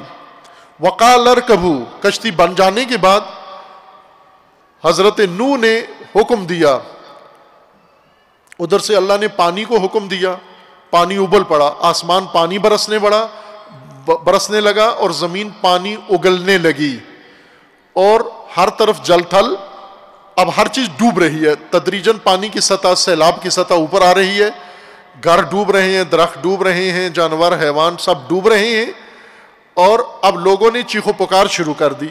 وقال ارکبوا فیہا، حضرت نوح نے کشتی بنائی اور عرصہ لگا، کئی سال لگ گئے گویا، کیونکہ توڑ دیتے تھے، وہ روزانہ آتے تھے، جو کام حضرت نوح کرتے وہ توڑ کے چلے جاتے تو توڑ پھوڑ کر جاتے. کتنا عرصہ لگا، سال میں شاید غلط کہہ گیا ہوں، کچھ مہینے لگ گئے گویا کشتی بنانے میں، اور وہ توڑ دیتے تھے، مذاق اڑاتے تھے. بالآخر کشتی بن گئی، کامیاب ہو گئی، اور اب کشتی کے افتتاح کا دن تھا. قال ارکبوا، سوار ہو جاؤ اس کشتی کے اندر. وقال ارکبوا فیہا بسم اللہ مجراہا ومرساہا، بسم اللہ مجراہا ومرساہا، اس کشتی کا چلنا اور اس کا ٹھہرنا، اس کا لنگر انداز ہونا یہ اللہ کے نام سے ہوگا. اس کے لیے کوئی ناخدا نہیں ہے، اس کشتی کا ناخدا اللہ ہے. بسم اللہ ہے، اللہ کا نام اللہ کے نام پر یہ چلے گی، اللہ کے نام پر یہ رک جائے گی، لنگر انداز ہوگی۔ ان ربی لغفور رحیم وہی تجری بہم فی موج کالجبال، اور ایسے میں کشتی جب چلی اور پانی بھر گیا اور سمندر بن گیا، زمین ساری ڈوب گئی، ایک موج لہر اٹھی پہاڑ جیسی، کالجبال پہاڑ جیسی لہر اٹھی، اور پھر اس کے بعد وَكَانَ بلے وَنَادَى نُوحٌ ابْنَهُ، نوح نے اپنے بیٹے کو ندا دی جو کشتی سے باہر کھڑا تھا، اور اسے کہا کہ آؤ کشتی میں آ کر بیٹھ جاؤ۔ وَكَانَ فِي مَعْزِلٍ، اور وہ دور تھا، نوح کی بات نہیں مانتا تھا، نوح کا بیٹا تھا راستے پہ نہیں تھا، نوح کا بیٹا تھا تابع فرمان نہیں تھا، اللہ پر ایمان نہیں رکھتا تھا، اور نوح کے مخالفوں کے راہ پر چل رہا تھا۔ لہٰذا جب نوح نے اس کو کہا کہ یا بنیا ارکب، یا بنیا ارکب معانا، اے بیٹا، پیارے بیٹے، بنیا، اے پیارے آ جا، تو بھی کشتی میں سوار ہو جا، ولا تکن مع الکافرین، کافروں کے ساتھ مت جا، آ کے نجات کی کشتی پہ بیٹھ جا۔ قال سآوی الی جبل، نوح کے بیٹے نے کہا کہ ابا تم جاؤ اپنے ساتھیوں کو لے کر، میں تمہاری کشتی کے ذریعے اپنے آپ کو نہیں بچاتا، میں پناہ لوں گا پہاڑ کے اوپر چڑھ کر، ارد گرد پہاڑ ہیں، میں ایک بلند چوٹی پر جا کر چوٹی کا سہارا لے لوں گا۔ یعصمنی من الماء، اس پہاڑ کی چوٹی نے، یعصمنی من الماء، اس پہاڑ کی چوٹی نے مجھے محفوظ رکھنا ہے، عصمت دینی ہے۔ میں نے طوفان نوح سے بچنے کے لیے پہاڑ کی چوٹی کا سہارا لینا ہے۔ میں نے پہلے سے نشاندہی کی ہوئی ہے کہ اگر اللہ کا عذاب آیا میں پہاڑ کی چوٹی پر چڑھ کر پناہ لے لوں گا، تیری کشتی میں نہیں بیٹھوں گا۔ قال، حضرت نوح نے بیٹے کو کہا، لا عاصم اليوم من امر اللہ، تو غلطی پر ہے، آج پہاڑ نہیں بچا سکتے تجھے، کوئی اور چیز تجھے نہیں بچا سکتی۔ لا عاصمہ، کوئی عاصم، کوئی عصمت دینے والی چیز، کوئی محفوظ دینے والی، رکھنے والی چیز نہیں ہے۔ الیوم، کوئی امر خدا سے، عذاب خدا سے تجھے بچانے والا کوئی بھی نہیں ہے۔ الا من رحم، سوائے اس کے جس پر اللہ نے رحم کیا۔ وحال بینہم الموج فکان من المغرقین، اگر باپ بیٹے میں یہ بات ہو ہی رہی تھی، باپ کشتی میں ہے اپنے مومنوں کے ساتھ، اور بیٹا کشتی سے باہر باغی ہو کر پہاڑ کی چوٹی پہ عصمت لینے جا رہا ہے، حفاظت، عصمت یعنی حفاظت، حفاظت کی خاطر پہاڑ کی چوٹی پہ توقع اور امیدیں باندھ کے اور نگاہیں جما کے بیٹھا ہوا ہے۔ اتنے میں لہر اٹھی پہاڑ جیسی اور ان کے درمیان حائل ہو گئی، نوح کی کشتی محفوظ رہی اور بیٹا غرق ہو گیا۔ وقیل یا ارض ابلعی ماءک ویا سماء اقلعی، ہم نے زمین کو حکم دیا کہ تھم جا، پانی ابلنا بند کر دے، اور آسمان کو فرمان دیا کہ پانی برسانا روک دے۔ وغید الماء، پانی تھم گیا اور پانی اتر گیا۔ وقضی الامر، عذاب تمام ہو گیا۔ واستوت علی الجودی، اور کشتی، یہ فلک، یہ سفینہ، یہ جودی نامی پہاڑ کے ساتھ جا کر رک گئی، لنگر انداز ہو گئی۔ وقیل بعدا للقوم الظالمین ونادى نوح ربہ، اب جب نوح کا بیٹا ڈوب گیا تو حضرت نوح نے اللہ کو پکار کے فرمایا، فقال رب ان ابنی من اہلی، اے میرے پالنے والے، میرا بیٹا میرے اہل و عیال میں سے تھا، میرے اہل بیت میں سے تھا، میرا اہل تھا، یعنی میرا تھا، میری آل تھا، میری اولاد تھا۔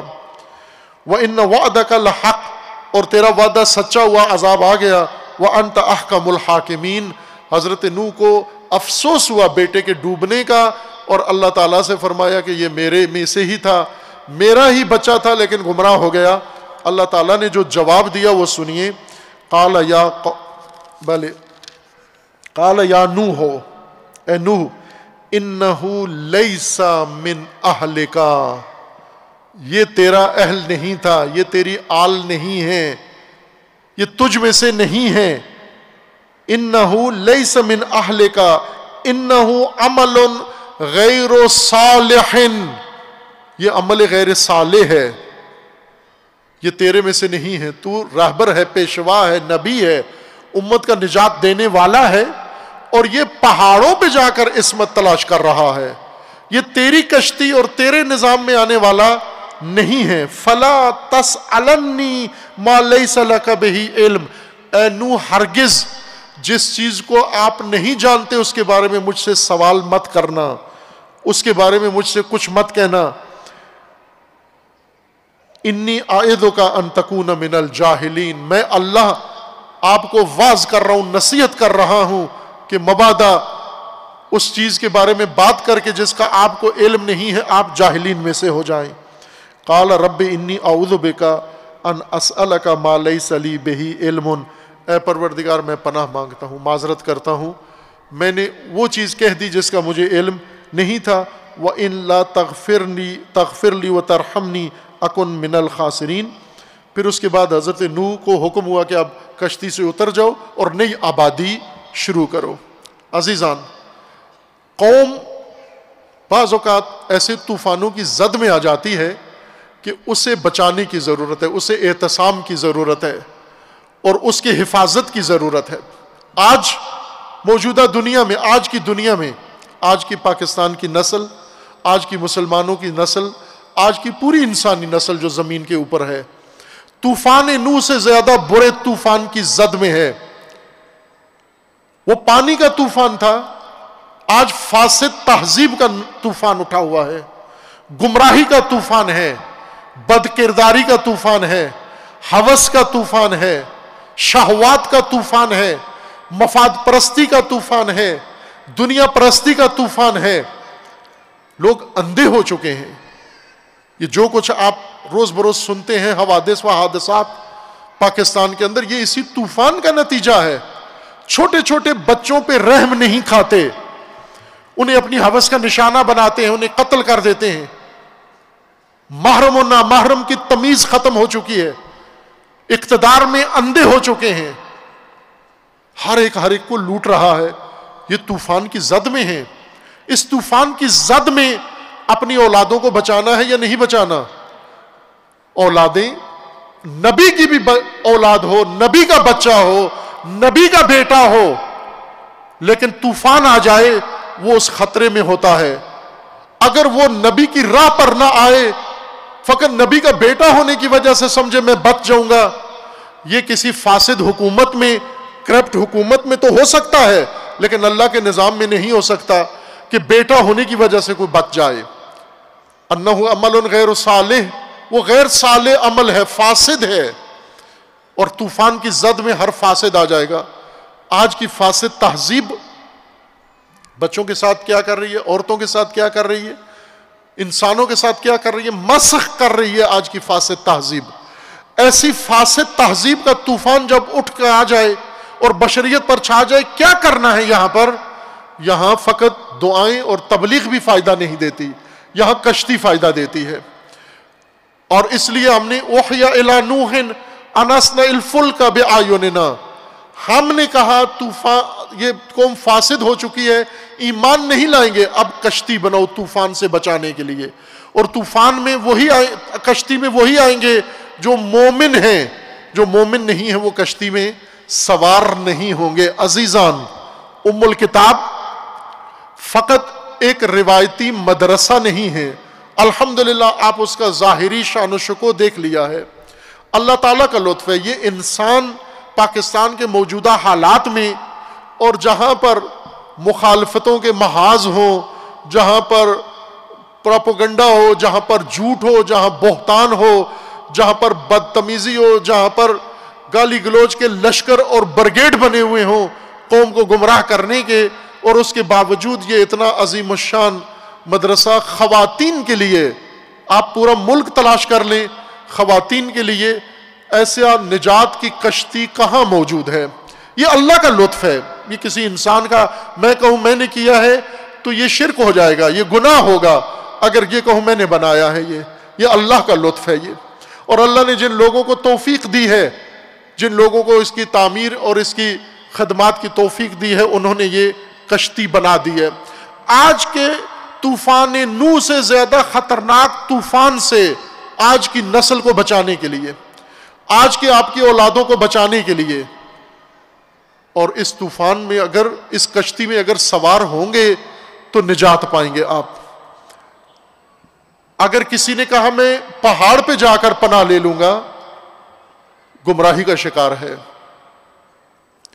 اگر کوئی کہے سآوی الی جبل، میں کشتی میں نہیں بیٹھتا، میرے لیے تو اور ادارے موجود ہیں۔ کچھ لوگ ہیں نا جنہوں نے آج اپنی نسلوں کو بچانے کے لیے پہاڑوں کا سہارا لیا ہوا ہے۔ وہ پہاڑ کون سے ہیں؟ یا ملک سے باہر کسی پہاڑ پہ جا چڑھتے ہیں، یا ملک کے اندر کسی ادارے کو پہاڑ سمجھ کر طوفان سے بچنے کے لیے اپنے بچوں کو لے کے در بدر گھوم رہے ہیں اور پہاڑوں کے اوپر جا کر پناہ لیتے ہیں۔ لیکن ایک موج، اس فاسد تہذیب کی ایک لہر اولاد سمیت پورے خاندان کو تباہ کر جاتی ہے۔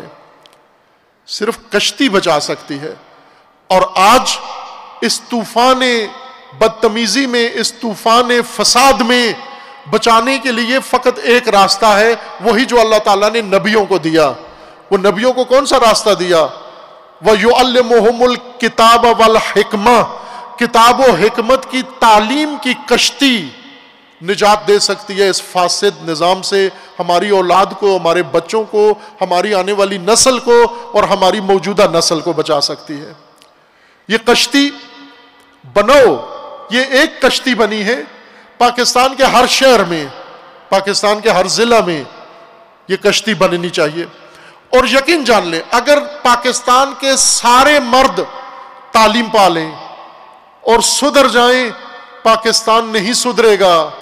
اگر پاکستان کی چند خواتین سلجھ جائیں، سدھر جائیں، تو سارا پاکستان نجات پا سکتا ہے۔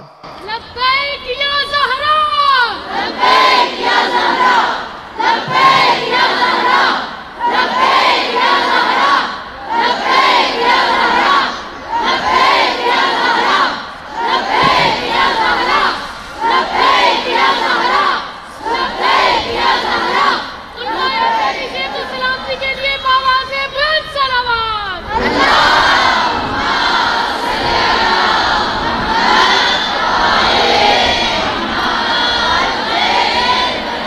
میں نے پہلے بارہا یہ جملہ کہا ہے، اگر مرد تربیت کریں تو فرد تربیت کیا ہے، اگر عورت تربیت کرو گے تو آپ نے امت کی تربیت کی ہے۔ اگر امت تشکیل دینی ہے تو آپ کو وہ ماں پہلے سنوارنی ہوگی جس کے بطن سے امت تشکیل پاتی ہے۔ اور ماں کا کام فقط بچہ جسمانی طور پہ جنم دے کر اس کو جسمانی طور پر پرورش کرنا نہیں ہے، بلکہ ماں وہ ہے جس نے اس بچے کو بہشت تک پہنچانا ہے۔ اس لیے کہ اللہ نے بہشت بھی ماں کی مٹھی میں قرار دی ہے۔ وہ مٹھی، اس جہنم بھی اس کی مٹھی میں ہے، بہشت بھی اس کی مٹھی میں ہے۔ وہ آج بہت ساری مائیں اپنے بچوں کو اس طوفان میں لے کے پہاڑوں پہ نظر آتی ہیں، بڑے معروف انگلش سکولوں میں، جن کو پہاڑ سمجھ کر اپنے بچوں کی نجات کے لیے مہنگے سکولوں کو پہاڑ سمجھ کر وہاں جا کر کھڑی ہوئی ہیں۔ ہم اپنے بچوں کو نجات دینے کے لیے ہم نے اہتمام کر لیا ہے، نہیں کیا آپ نے۔ اگر ماں ہو، اگر اللہ نے یہ امومت کا جو درجہ دیا ہے اس کی پاسدار ہو، تو آپ کو اللہ کی بنائی ہوئی کشتی میں سوار ہونا ہوگا، اس کے ذریعے سے اپنی امت کو نجات دینا ہوگی، اس کے ذریعے سے اپنی نسل کو بچانا ہوگا۔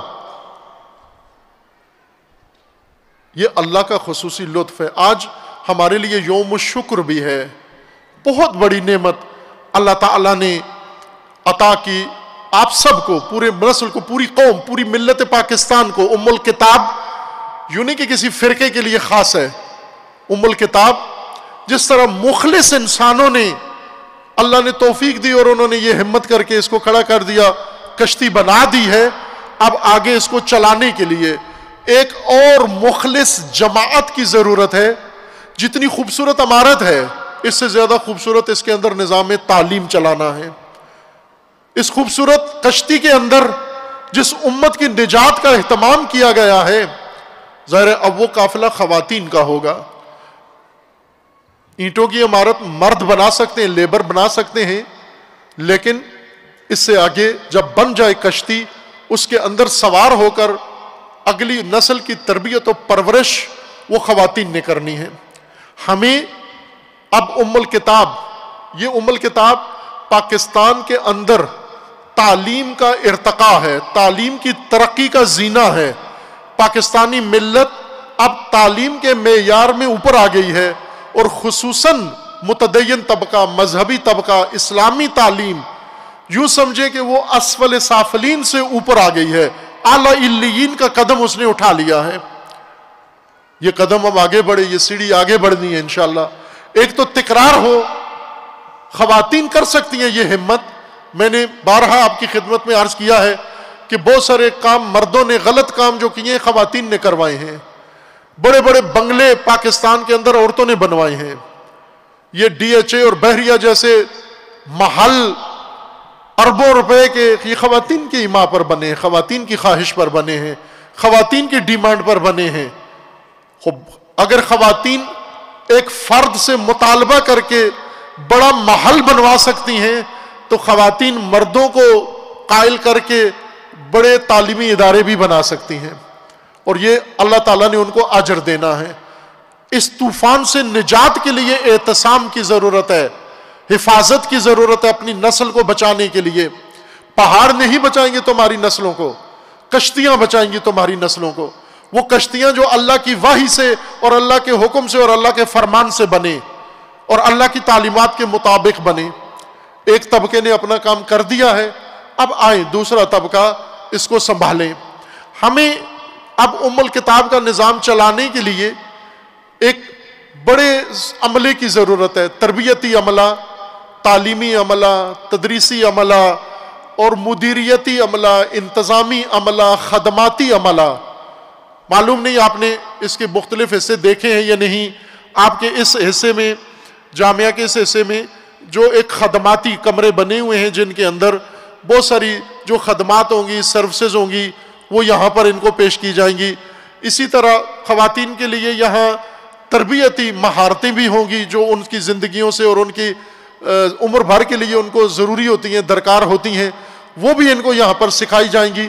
اور اسی طرح تعلیم اب تو حکومت نے یہ تقاضا، یہ قاعدہ بنا دیا، قانون بنا دیا ہے کہ دینی مدارس کے اندر عصری تعلیم بھی ہونی چاہیے.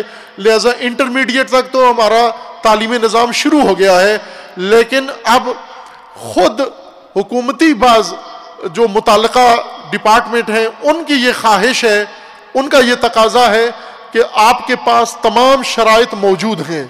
یہ ان کے کہنے کے مطابق میں عرض کر رہا ہوں کہ تمام شرائط آپ کے پاس موجود ہیں کہ آپ اپنے اس ادارے کو یونیورسٹی کا درجہ دلوا سکتے ہیں. اور انشاءاللہ اگلا مرحلہ یہی ہوگا کہ یہ جامعہ ام الکتاب جو ایک یونیورسٹی بننے کی تمام شرائط اپنے اندر رکھتا ہے، اللہ تعالیٰ توفیق دے گا انشاءاللہ. آپ کی ہمت سے، محنت سے اور تعاون سے انشاءاللہ وہ درجہ بھی اس کو حاصل ہو جائے گا انشاءاللہ. اب ہمیں ظاہر ہے تقریباً شروع کرنے کے لیے 100 افراد پر، خواتین پر مشتمل سٹاف کی ضرورت ہے.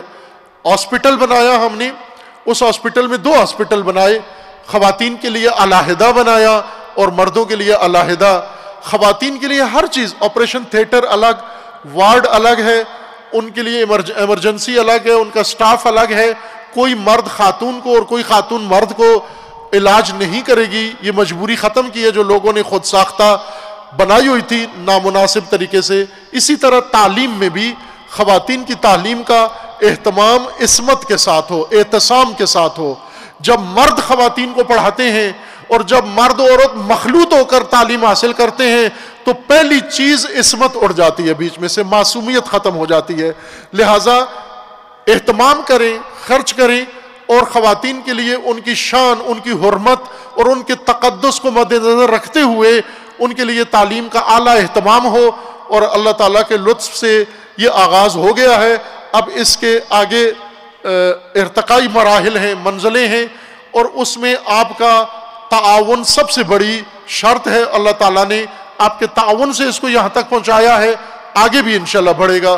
اور یہ آرزو ہے ہماری کہ انشاءاللہ کہ پاکستان کے ہر شہر میں جامعہ ام الکتاب جیسے اور اس سے بڑے ادارے خواتین کے لیے تشکیل پائیں، تعلیم کی یہ کشتیاں بنیں تاکہ موجودہ فاسد تہذیب کے طوفان سے اللہ تعالی ہماری نسلوں کو محفوظ رکھے انشاءاللہ۔ خوب، اب اگر خلاصہ کروں میں گفتگو کا کہ اللہ تعالیٰ نے حضرت فاطمہ الزہرا سلام اللہ تعالیٰ علیہا کو مقام عصمت کیوں عطا کیا؟ اس لیے نہیں عطا کیا کہ حضرت فاطمہ الزہرا کو فقط ایک فرد کو اللہ نے محفوظ رکھنا تھا، بچانا تھا، اس لیے معصوم بنایا کہ فاطمہ الزہرا سلام اللہ تعالیٰ علیہا کے ذریعے سے امت اسلامیہ کو اعتصام کی منزل تک پہنچانا ہے اور اعتصام کی منزل تک ان کو قریب کرنا ہے۔ میں نے ایک نمونہ آپ کی خدمت پہ پیش کیا نوح کے بیٹے کا کہ اعتصام کے لیے پہاڑ کا سہارا لیا، جبکہ اعتصام کے لیے کشتی بنائی گئی تھی، حضرت نوح نے بنائی تھی، کشتی چھوڑ کر پہاڑ پر چلا گیا۔ اب ایک اور نمونہ اعتصام کا، یہ 3 اصطلاحیں آج سیکھ لیں، ذہن میں رکھ لیں عصمت کے متعلق، پھر ان پر غور کریں، مجھے بھی کبھی توفیق ہوئی ان کی مزید وضاحت کروں گا۔ عصمت حفاظت کو کہتے ہیں۔ عصمت کا ایک درجہ اللہ تعالیٰ نے انبیاء ائمہ کے ساتھ مخصوص قرار دیا ہے، وہ ہستیاں جو مختص عصمت ہے، اور ان کو اس لیے معصوم بنایا ہے تاکہ امت کو محفوظ تحفظ دے سکیں، امت کو حفاظت کے راستے اور حفاظت کے ذریعے اور حفاظت کی حبل امت کے لیے کشتیاں حفاظت کی بنا سکیں، اس لیے انہیں بنایا ہے۔ اس لیے حضرت سیدہ زہرا سلام اللہ تعالیٰ علیہا کے بطن سے امت کی نجات کی کشتیاں ہیں۔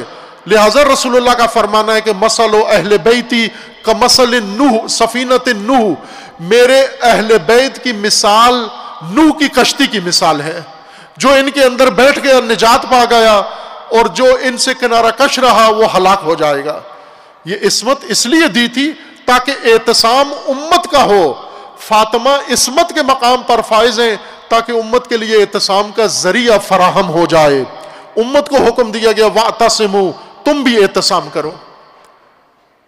ایک ہے لفظ قرآن کریم نے استعمال کیا ہے اور ایک اور سورہ میں، وہ ہے استعصام، الف سین تے عین صاد الف، استعصام، یہ بھی قرآن کریم کے اندر عصمت سے ہی بنا ہے، عصمت، اعتصام اور استعصام۔ استعصام عصمت، حفاظت کے لیے تمنا، حفاظت کی طلب، حفاظت کی آرزو، حفاظت کی خواہش۔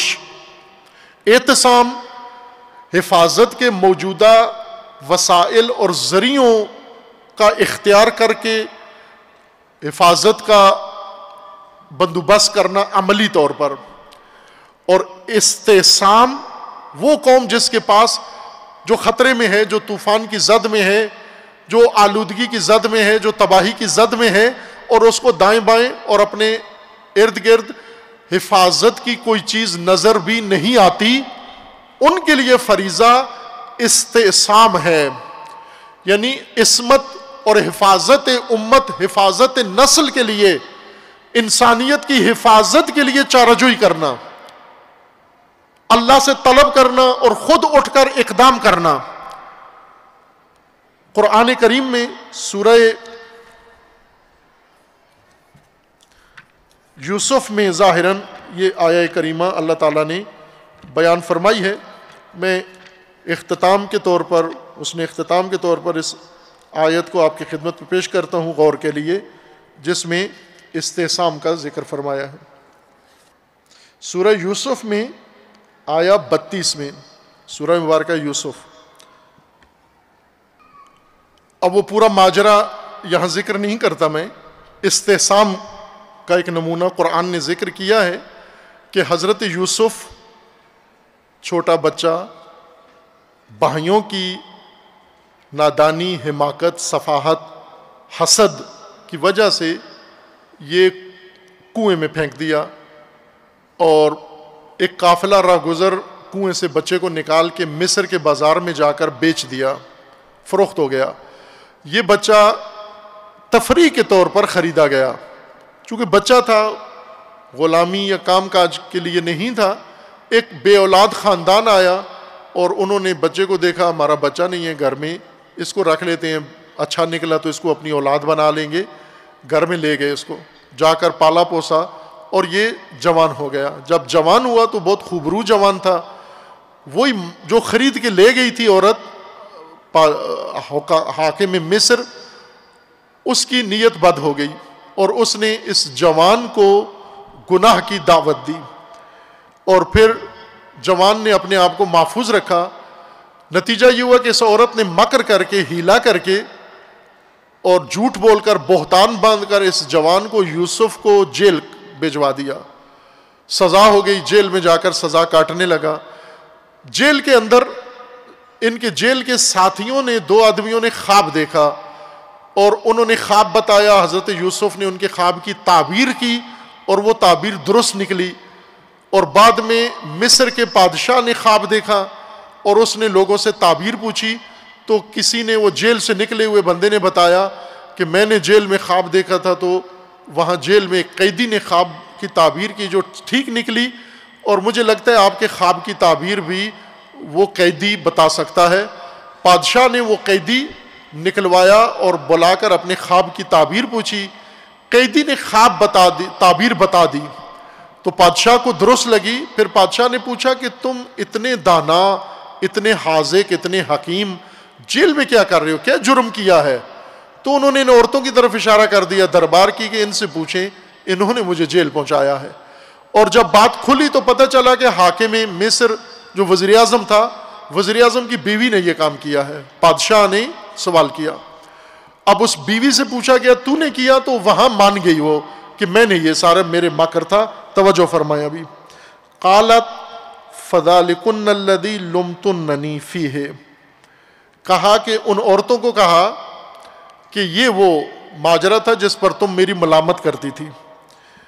وَلَقَدْ رَاوَدتُّهُ عَن نَفْسِهِ, میں نے اس جوان کو گناہ کی دعوت دی تھی. وسوسہ میرے اندر پیدا ہوا, گناہ کا خیال میرے اندر آیا, دعوت میں نے دی اس جوان کو.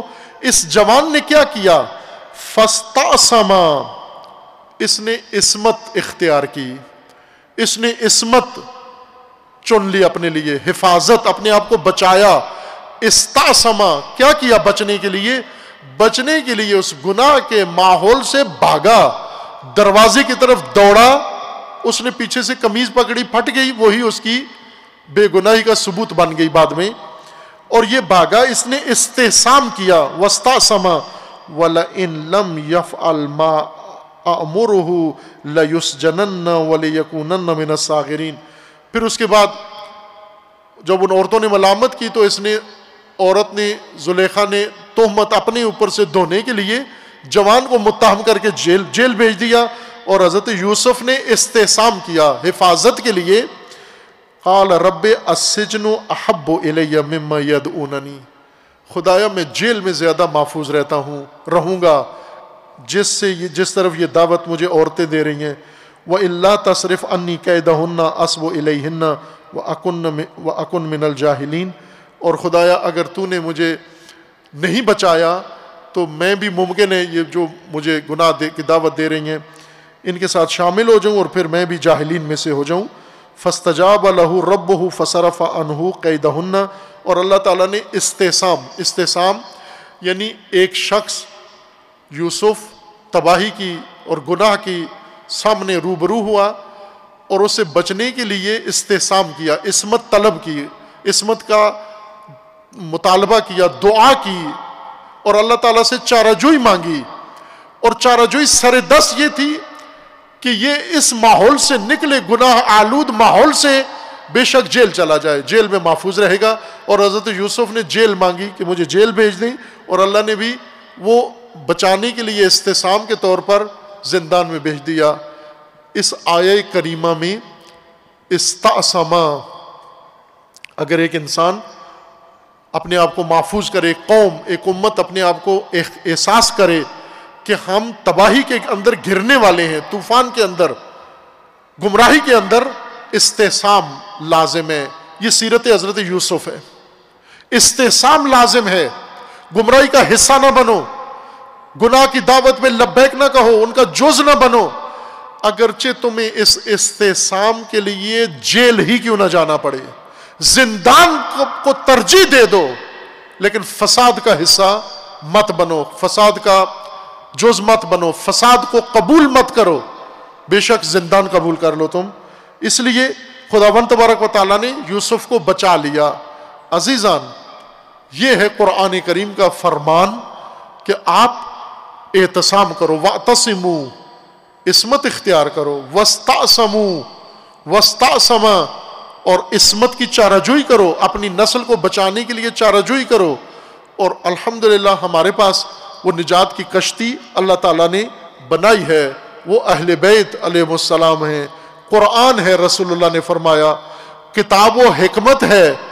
اور جس ادارے کے اندر، جس مرکز کے اندر یہ کتاب و حکمت کی تعلیم موجود ہو، وہ آج کی نسل کے لیے کشتی نجات ہے۔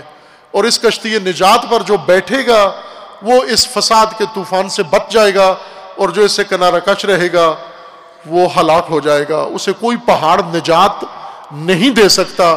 بے شک بڑے بڑے اداروں کے پہاڑ سمجھ کر ان کے اوپر چڑھ جائیں۔ اللہ تعالیٰ کی بارگاہ میں دعا ہے، خداوند تبارک و تعالیٰ آپ سب کو اپنی حفظ و پناہ میں محفوظ فرمائے انشاءاللہ۔ اور خداوند تبارک و تعالیٰ کی بارگاہ میں دعا ہے اس علمی مرکز جامعہ ام الکتاب جامعہ عروۃ الوثقی اور اس کے ملحقہ دیگر جو ادارہ جات ہیں جن کے لیے ان معاونین نے محنت کی ہے، معاونت کی ہے، کوشش کی ہے، دن رات دامیں درمیں سخنے قدمیں، جس طرح سے بھی انہوں نے اس میں قدم اٹھایا ہے، اللہ تعالیٰ انہیں اجر عظیم عطا فرمائے۔ اور خداوند تبارک و تعالیٰ اس ادارے کو وہی کشتی نجات امت بنائے انشاءاللہ، اور اس ادارے کے جو خدمت گزاران ہیں خداوند تبارک و تعالیٰ انہیں اجر عظیم عطا فرمائے انشاءاللہ۔ ہماری دعا ہے خداوند تبارک و تعالیٰ کی بارگاہ میں، پروردگارہ امت اسلامیہ کو اتحاد و اتفاق عطا فرما، امت مسلمہ کو ظلم و ستم سے نجات عطا فرما، امت اسلامیہ کو بیداری و شعور عطا فرما، امت اسلامیہ پر جو ظالمین مسلط ہیں پروردگارہ ان کو ظلم سمیت صفحہ ہستی سے محو فرما، ملت مظلوم یمن، ملت مظلوم کشمیر، ملت مظلوم فلسطین کو نجات عطا فرما۔ خداوند بحق محمد و آل محمد رہبر معظم انقلاب اسلامی کو طول عمر عطا فرما، انقلاب اسلامی کو اندرونی بیرونی دشمنوں کے شر سے محفوظ فرما، انقلاب اسلامی کو انقلاب امام زمان سے متصل فرما، مملکت پاکستان کی حفاظت فرما، اس ملک کو اندرونی بیرونی دشمنوں کے شر سے محفوظ فرما، ملک کے اندر امن و امان قائم فرما، ملک کے اندر فتنہ فساد نفاق دہشت گردی فرقہ واریت پھیلانے والوں کو نیست و نابود فرما، ان کے حامیوں اور بانیوں کو رسوا فرما۔ خداوند بحق محمد و آل محمد پیروان حضرت زہرا سلام اللہ تعالی علیہا، پیروان سید الشہداء علیہ الصلوۃ والسلام جہاں کہیں بھی ہیں ان کے جان و مال و عزت و ناموس کی حفاظت فرما۔ خداوند بحق محمد و آل محمد اپنے ولی حق ولی اللہ العظم اجل اللہ تعالی فرج و شریف کا جلد از جلد ظہور فرما، ہمیں حضرت کے اعوان و انصار میں سے انہیں کی توفیق عنایت فرما۔ آپ تمام عزیزان اپنی سلامتی کے لیے، تمام مومنین و مومنات کی خیر و سلامتی کے لیے، اس جامعہ کی تاسیس میں خدمت کرنے والے، محنت کرنے والے، معاونت کرنے والے تمام عزیزوں کی صحت و سلامتی و توفیقات کے لیے بلند آواز سے صلوات پڑھیے محمد و آل محمد پر۔